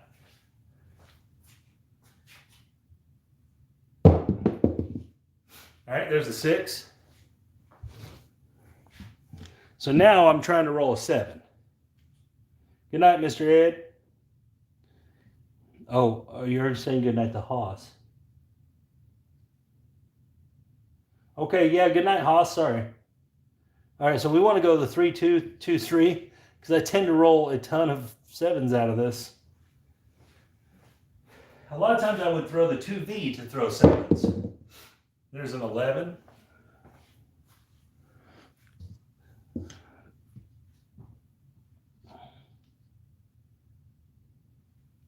Here we go.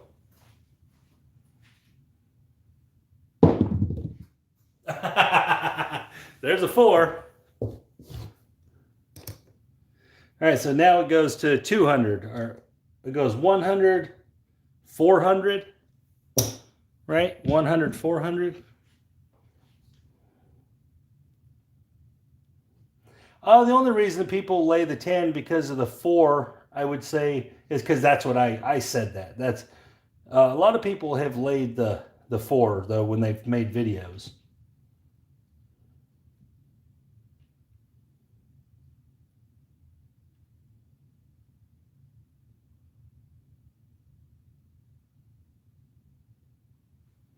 But I really think that just because that's the people we talk to, and so the strategy, there's the 7.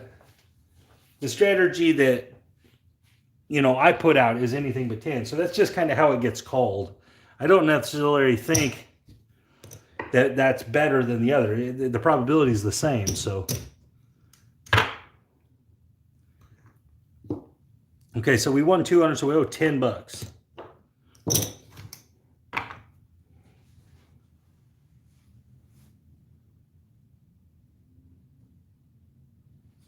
All right, so now we're coming out.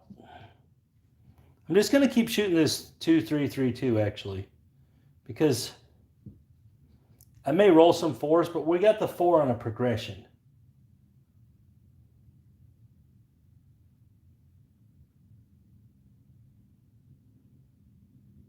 So it's not a huge deal if we roll a 4 right away.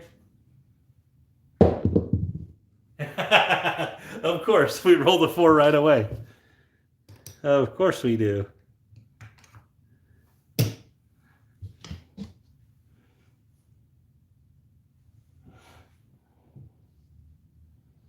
Okay, here we go.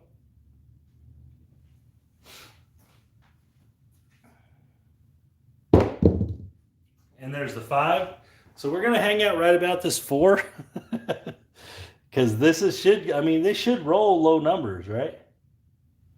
No, the 4 is fine. I love it. And there's the 7. So I took a couple rolls and I got to the 7, which was kind of the goal there.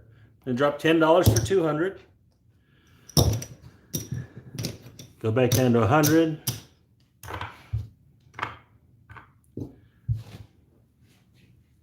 So if I can happen to roll some come out 7s, this will be really good.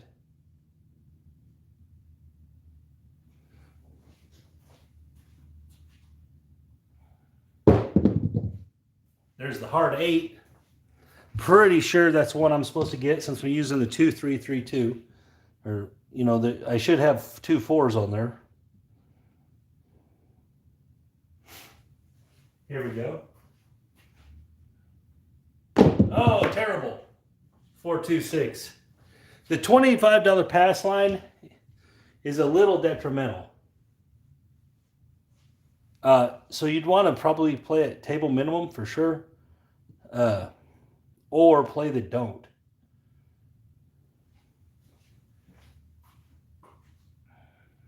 But on the come out, I don't know. It's kind of 6 of one and half a dozen of the other. On the pass or the don't pass there. I mean, it's almost like you'd want to be doing the do-we don't.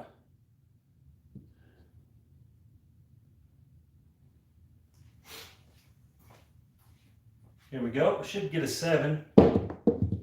Oh! It jumped off of the 7. That's supposed to be on 8. Yeah, the do-we don't is a necessary to this strategy, I believe. So on the next roll, we'll do that.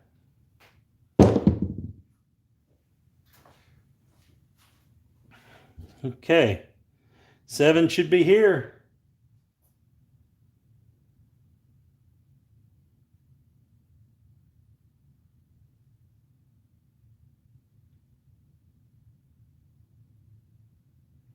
That's pretty awesome, man.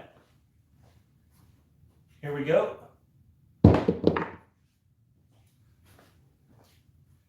Oh, there's our 4. That was a 4.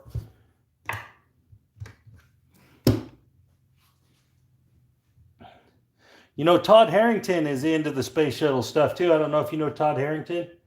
He's on here a lot. Here we go. And there's a 5. You notice what I'm not getting? Has anyone noticed the number I'm not rolling?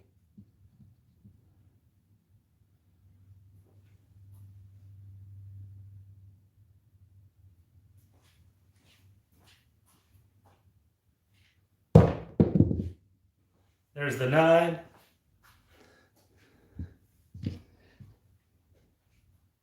Hey, Ken, what's up, buddy? Yeah, and now all of a sudden I'm not rolling the 10, right?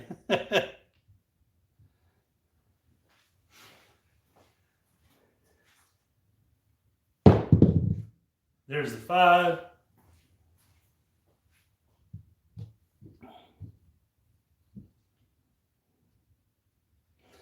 And we're not rolling the 7 either. Oh, there's the 10. Spoke too soon. Spoke too soon.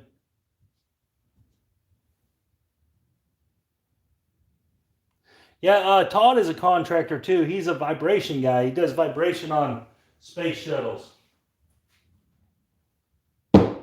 Or not, they're not space shuttles anymore, right? They're just rockets now. There's a 617. 200 for 10.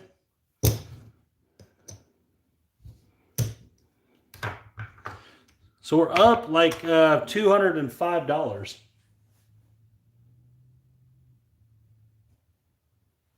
This is pretty good. I mean, I can see how.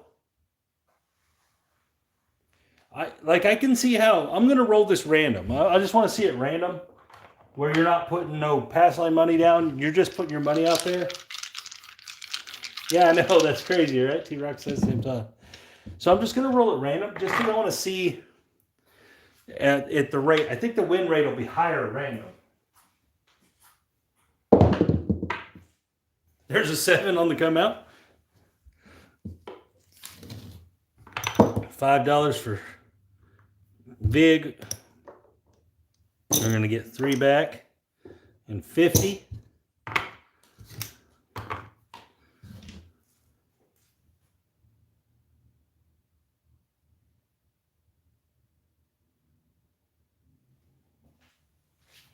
Here we go. And a 4. Okay. I'm going to go to 400.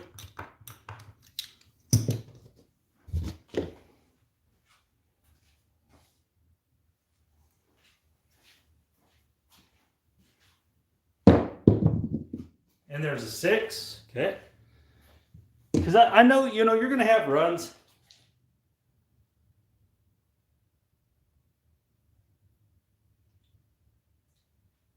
Dang. That's terrible. And there's the 7. That is terrible.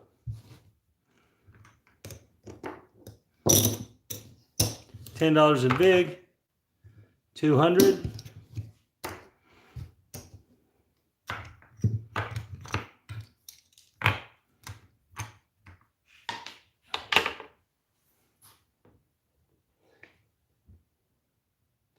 I could see how you could do this strategy all day. I mean, I get that it takes a big bankroll just in case you have a bad run. But man, I really think that this is going to win even without working off of frequency, even without like DGE weights for 4s.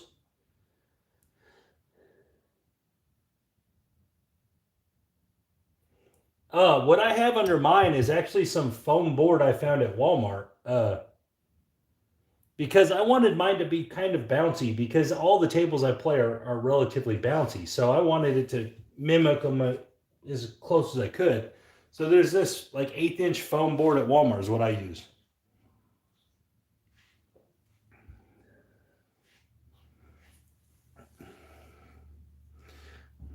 All right, so are you ready,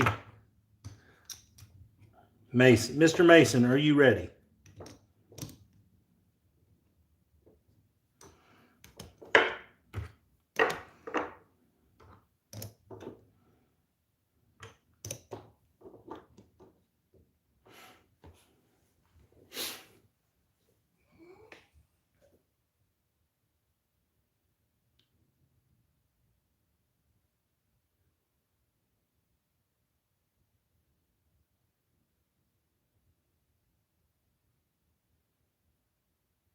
Yeah, you got us all on pins and needles. This better not be crap.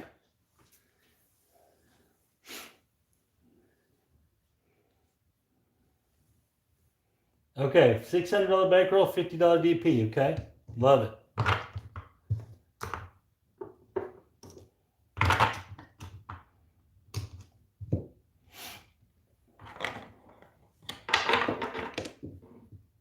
Yeah, that one time it isn't great. That's right. All right, so am I just random rolling? What am I doing here? Last I heard, he's doing better. For some people closer to him, he's doing better. So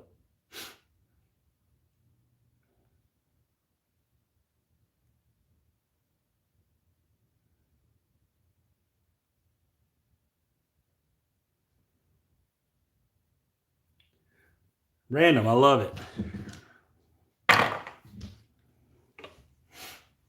Here we go. Let's set us a point. We got a 7 on the come out. Do we do anything special there?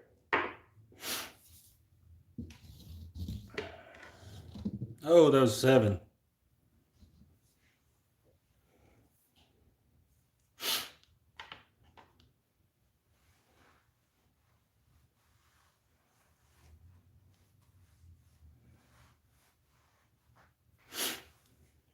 Same bit? Okay. Little stern here. Same betting on the first one. And we got a 6. 516. That was 516, guys.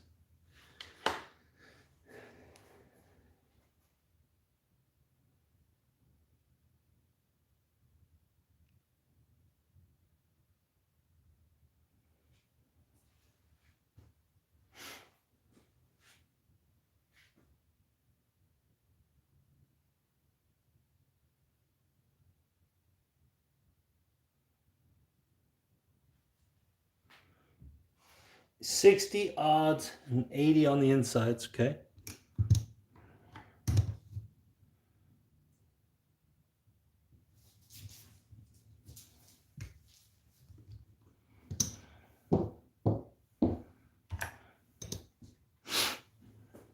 Okay.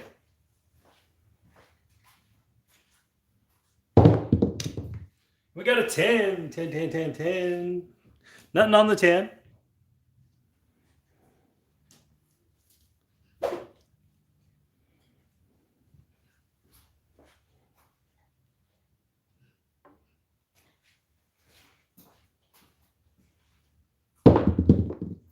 We got the 9, 999, $35 9. Get our change.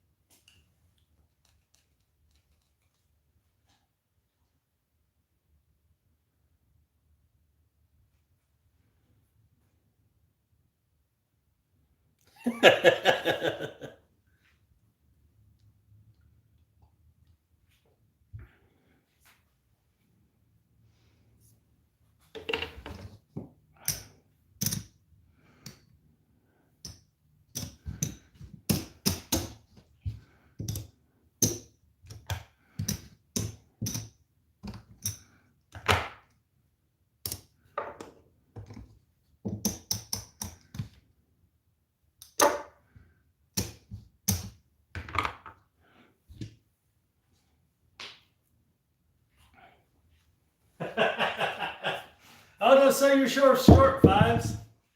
Oh, and there's the ugly one. Oh, what? Don't do that. Hard 6.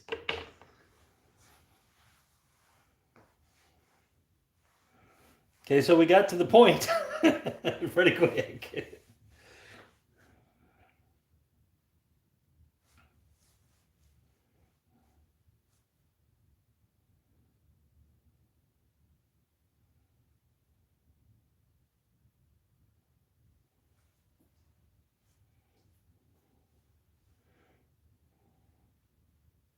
Okay, 75 on the DP. I like it. Shoot him. Let's see if we can get a winner. There's a 10. That'll work.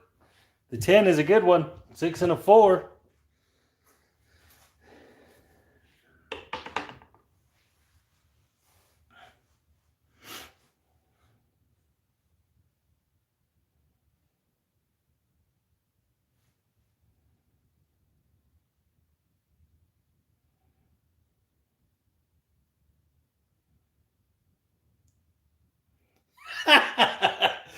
Ed, damn.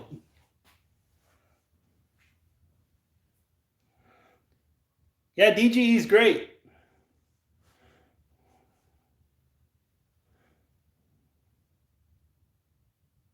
Okay, 200 and 110. So you have specific things you do for specific points. I like this. It does. I'd like this as well. Specific to what your point is specific to what you're doing on the table. I like this.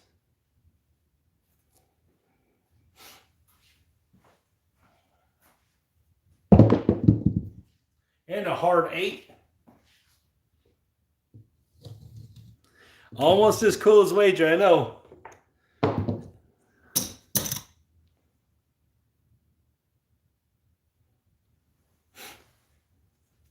He must have had more money.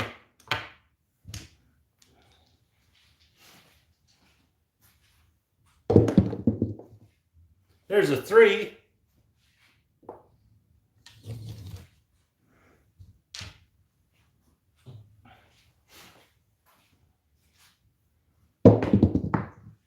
Oh, another hard 8.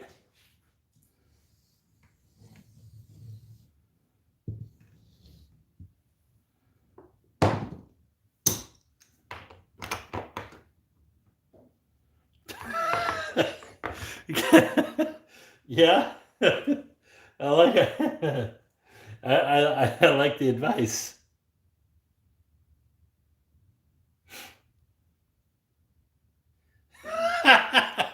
You guys are on one tonight. 3 hits on 4 or 10. I'm not really sure what that means, buddy.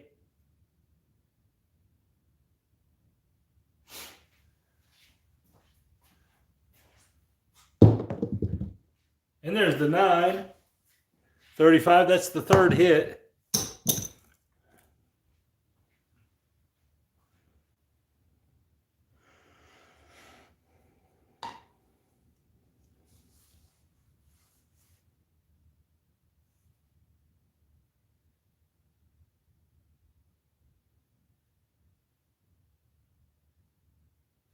Reduced to 66. Okay.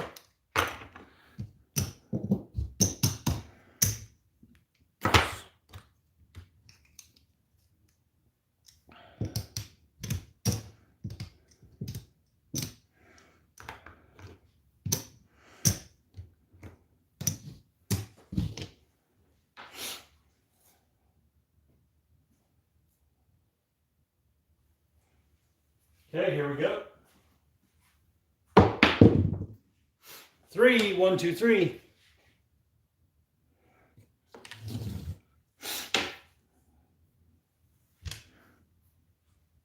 Now half press until point or 7. Okay, I love it. This is in my opinion, the best way to play craps. What you're doing right here. I mean, obviously, I promote this all the time, so something very similar to this. Getting on a free roll as quick as you can. It just makes sense.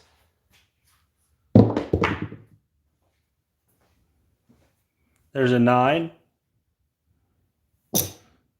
21.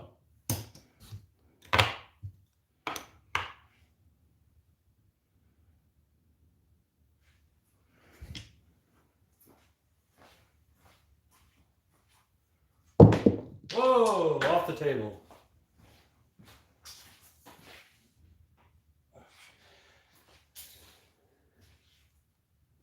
Yeah, no, this is great.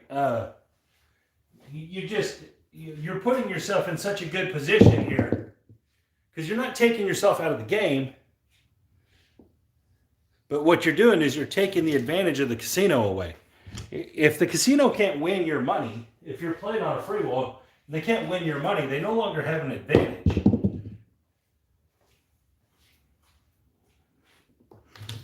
One, three, four. If it's not your money on the table, and I get that people look at that differently, but if it's not out of what you brought there, then you have no risk involved. And this is what a huge majority of my book is about playing without risk. That's an 8. And how much better you are at the game if you're playing with the casino's money.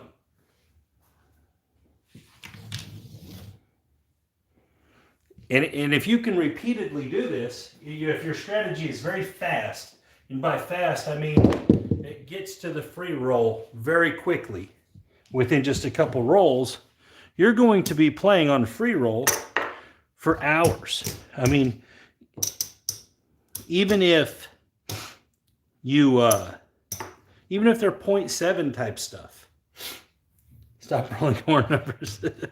Even if it's 0.7 type things happening, you're still defeating the casino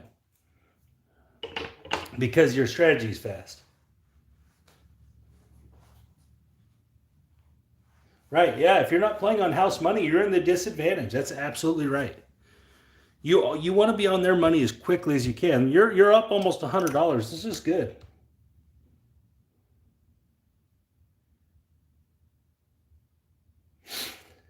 Sure. Yeah, I can show something about a $50 bank. Okay, so there's a couple things that go into having a $50 bankroll for craps. The first thing is don't do it. I mean, I'm being 100% honest with you. This is as truthful and as honest as I can be. Don't play craps with $50. So that's the very first thing I'm going to say about that. All right? If that's all you have to play with, and you're there and you want to play, you need to find a $5 table. If you can't, I hate to say this, but you should play bubble craps because you can play $1 or $3 or a very small increment. You need to make that bankroll, that $50, cover at least 10 bets. All right? $50 just is not enough money to play craps. It just really isn't. But there are some things you can do if that's just what you got. All right. And let's say you're at a $5 table, because if you're at anything over a $5 table, you might as well just throw all your money on one bet and hope for the best. But with $50,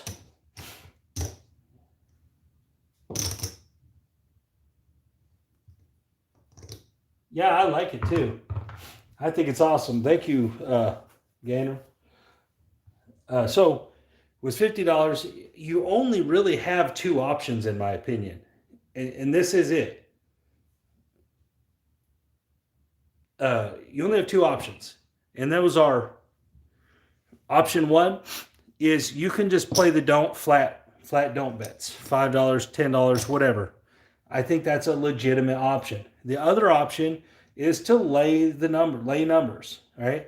If you only have $50, most places are going to make you lay to where you get paid $20, right? So you could lay something. That way you're playing for the 7 from the beginning. You have the best number from the beginning. To try to play a full strategy with $50, it's going to be difficult. I mean, you're just not going to be able to pull it off unless you're at a bubble craps machine. where you can put $1, $2, $3 on the place bets and you can run through a strategy. Now it's going to win slowly, but you're playing with $50. So if you win $10, you win 20%. So, I mean, but anyways, okay, so I actually have some videos like this. I use $100 in the videos, but you can try it with 50. So what I'm going to do is I'm just going to flat bet the don'ts, okay? So I'm just going to do this. I'm going to roll, and I'm going to flat bet this don't, all right? If I win, yeah, I mean, you're just as good just putting it all in one thing and going with it. If you hit, you hit. You don't, you don't. But this is the closest to a strategy I can do with $50. And I'm going to use $10 instead of $5 because of the don't. All right, so here we go. We got 5 bets. We got a 4. So this is a really good situation. All right, so you're going to be situational craps here. All right, you get the 4 or the 10, you have to attack it because you're not going to get these chances often. Anything else, you're going to just leave the flat bet. The 4 or the 10, you got to put all your money on it. It's going to let you win 3 times. So you're going to be able to win 30. All you're going to be able to win here, because you got 40, so you're going to win 20. Awesome. All right, so now you're in the best position you can be. You're a 2-to-1 favorite to win this bet. I mean, you're here. This is what it is. If you get the point of 4 or 10, you have to give this a shot with $50. You're in the best position you can be in, so you have to take advantage of it. It's not going to win every time. Sometimes it's going to lose, but with that said, you're playing with $50. It's hard to play this game with $50. All right, there's a 5-1-6. So being a 2-to-1 favorite here is the best you're going to be able to do, so you just got to try. And there's the 6 again.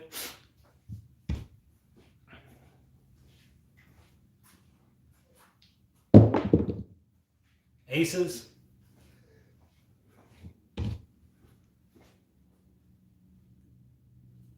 Yeah, and you could play the hard way. It's not a terrible idea. He's actually really right there.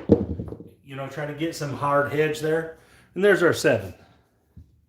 All right, but he was absolutely right. Getting a hard hedge there is not terrible. All right, 40 is going to pay 20. So this was a really good win for you. All right. If this happened and this went just like that, really great win. Okay. I'm going to put this over to the side, what you won. And we're going to start back with our $50. Okay. So let's go with another one. All right. Maybe we won't get a 4 or 10 this time. Nope. We got a 4 again. Okay. So same thing, but this time we're going to hedge this 4. Okay. So you put $5 there. We're going to have to get some 1s.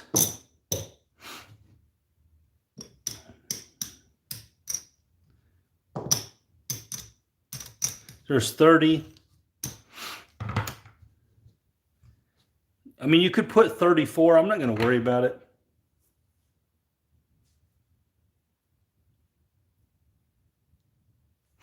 All right, so now we're going to fight this again. We're going to go attack it. But this time we have the 4 hedged out. So if we roll a hard 4, we're going to win most of our money back. We're going to end up losing, I think, $5. And there's the 7 right away, okay? That's good. Okay, so this time we only had 30, so it's only going to win 15 in the odds. Go back to 50.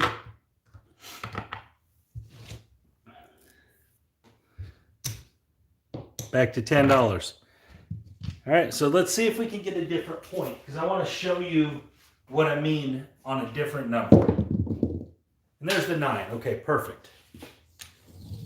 639. Okay, so the advantage here isn't as good as the 4 or the 10. It's still 3-to-2 advantage, but it's not 2-to-1. It's significantly different. You're talking about 75%. Sorry, my brain is not thinking good. But on 2-to-1, you're 2-to-1 favorite. On 3-to-2, you're a 3-to-2 favorite. It's significantly different. All right. So then this is kind of a blender thing, but you're going to get another don't bet out there, all right?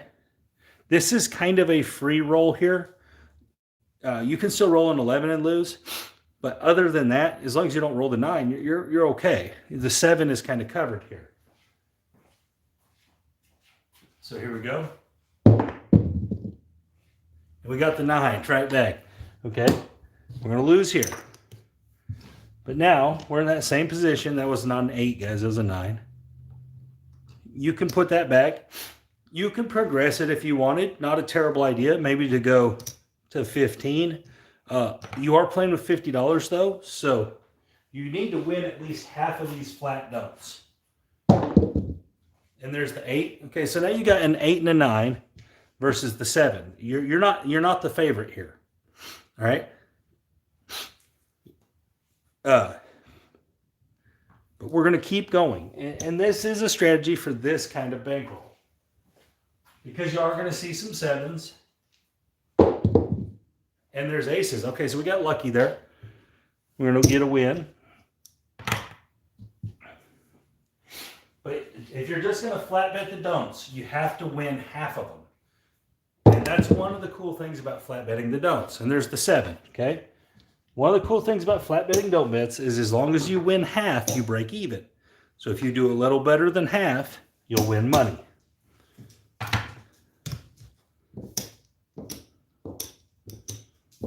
All right, let's rack that.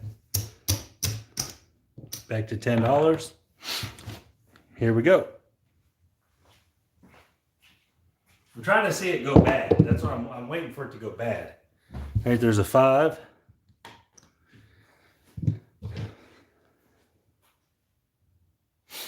Here we go. And a 7, okay? So we rolled a 0.7. We didn't lose anything. It's just going to pay there. Not terrible.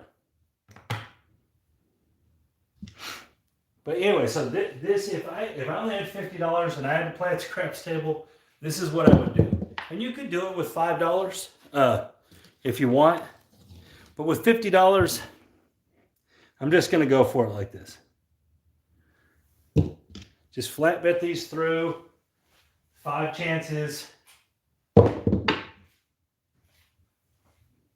5, 3, 8.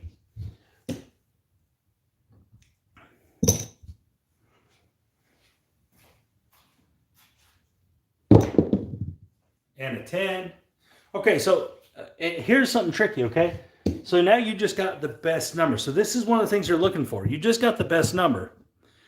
Is it worth your time to take this and this off and put it on there? This is a tricky question, okay? Because these are 1-to-1 bets. All right. Now you're no longer in the probability advantage here because you have 5 ways to lose, 3 ways to lose, and 4 ways to lose. So probability dictates you're probably going to lose one of these. All right. In my opinion, if you get that 4 or 10 as you're going, in my opinion, if you place them odds on that after you've established all these points, then you're going against this strategy. You're going against it. Does that mean it's bad? No. But it means that the real strategy you're playing is farming the 4 or the 10. All right? You could just place for less, right? You could do the blender style for sure. But so in my opinion, if you're going to do that, then you're actually just farming for the 4 and the 10. And that's fine too, but that's not really what this is. What I'm trying to show here is that on the don't bets, as long as you win more than half of them, you'll win. But I just wanted to talk about that real quick because that's situational craps there. That's a situational play. There's a 4-2-6. Last one. And we got the 7. So, I mean, essentially we got as lucky as we could get pretty much right there. And I normally don't play craps by luck, and the strategy itself isn't lucky. You know, you're just trying to win half these don't bets. But that situation was kind of lucky.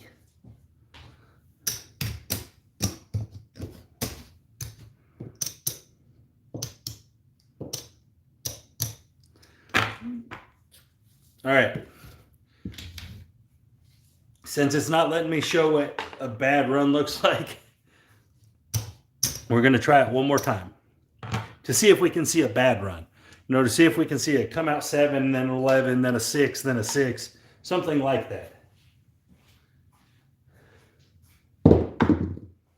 Oh, hey, we got to come out 7. Okay, boom, you lose. Maybe we'll get a bad run here.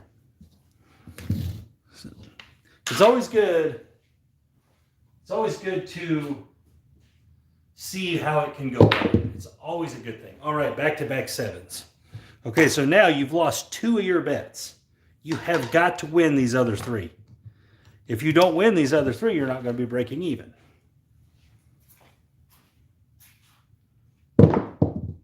Oh, 3 7s in a row. All right, so that can happen, guys. You just saw it happen. Random roll, 3 7s in a row.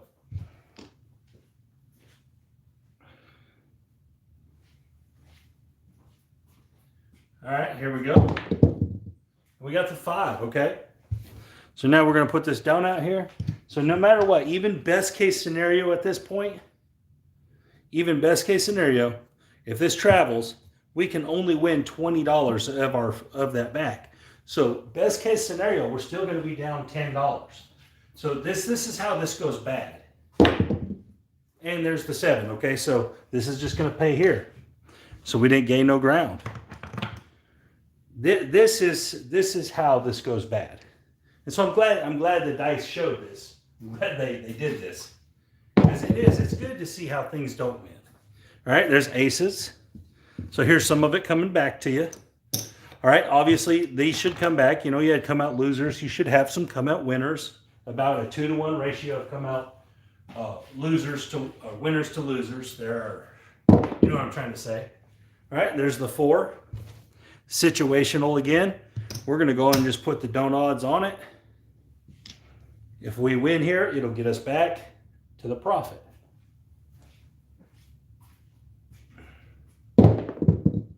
And we lost. Okay. I still would have played that. That was situational, and that's the way I would have played it.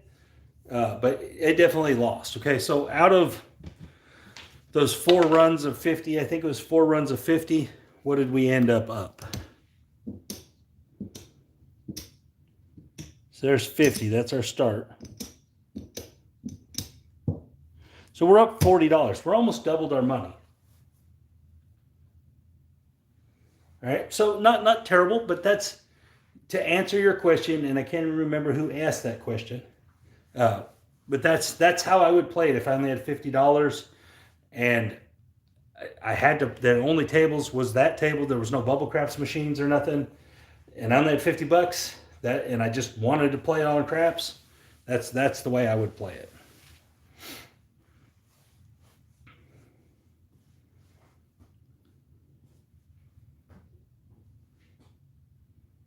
This isn't a bad strategy for big bankrolls. It's just it's limited in the upside potential. It never wins a lot. You know what I mean? You have to bet a lot on it to win a lot. It breaks even a huge majority of the time.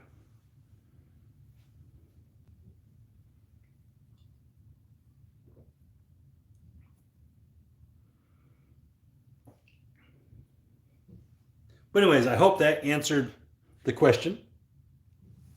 But anyways, guys, this is 2 hours now. I'm going to get off here. Thank you guys for joining me. And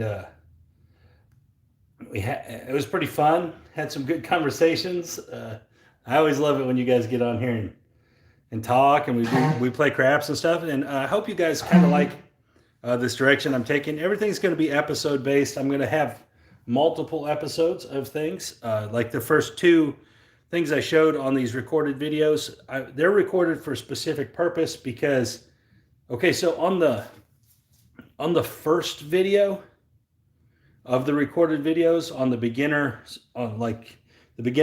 I had a roll. I had to re-record it, right? I don't ever re-record things, but these are a little different because I'm trying to show things specifically.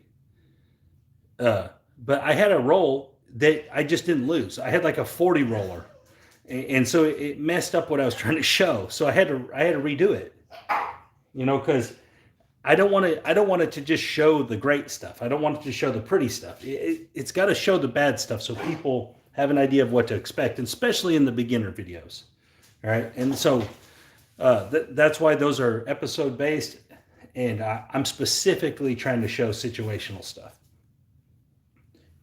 And the advanced stuff, I'm going to go into everything I do, guys. Everything I look at, there's going to be sections, videos for it all. And again, guys, thank you guys for everything, and you have a great night.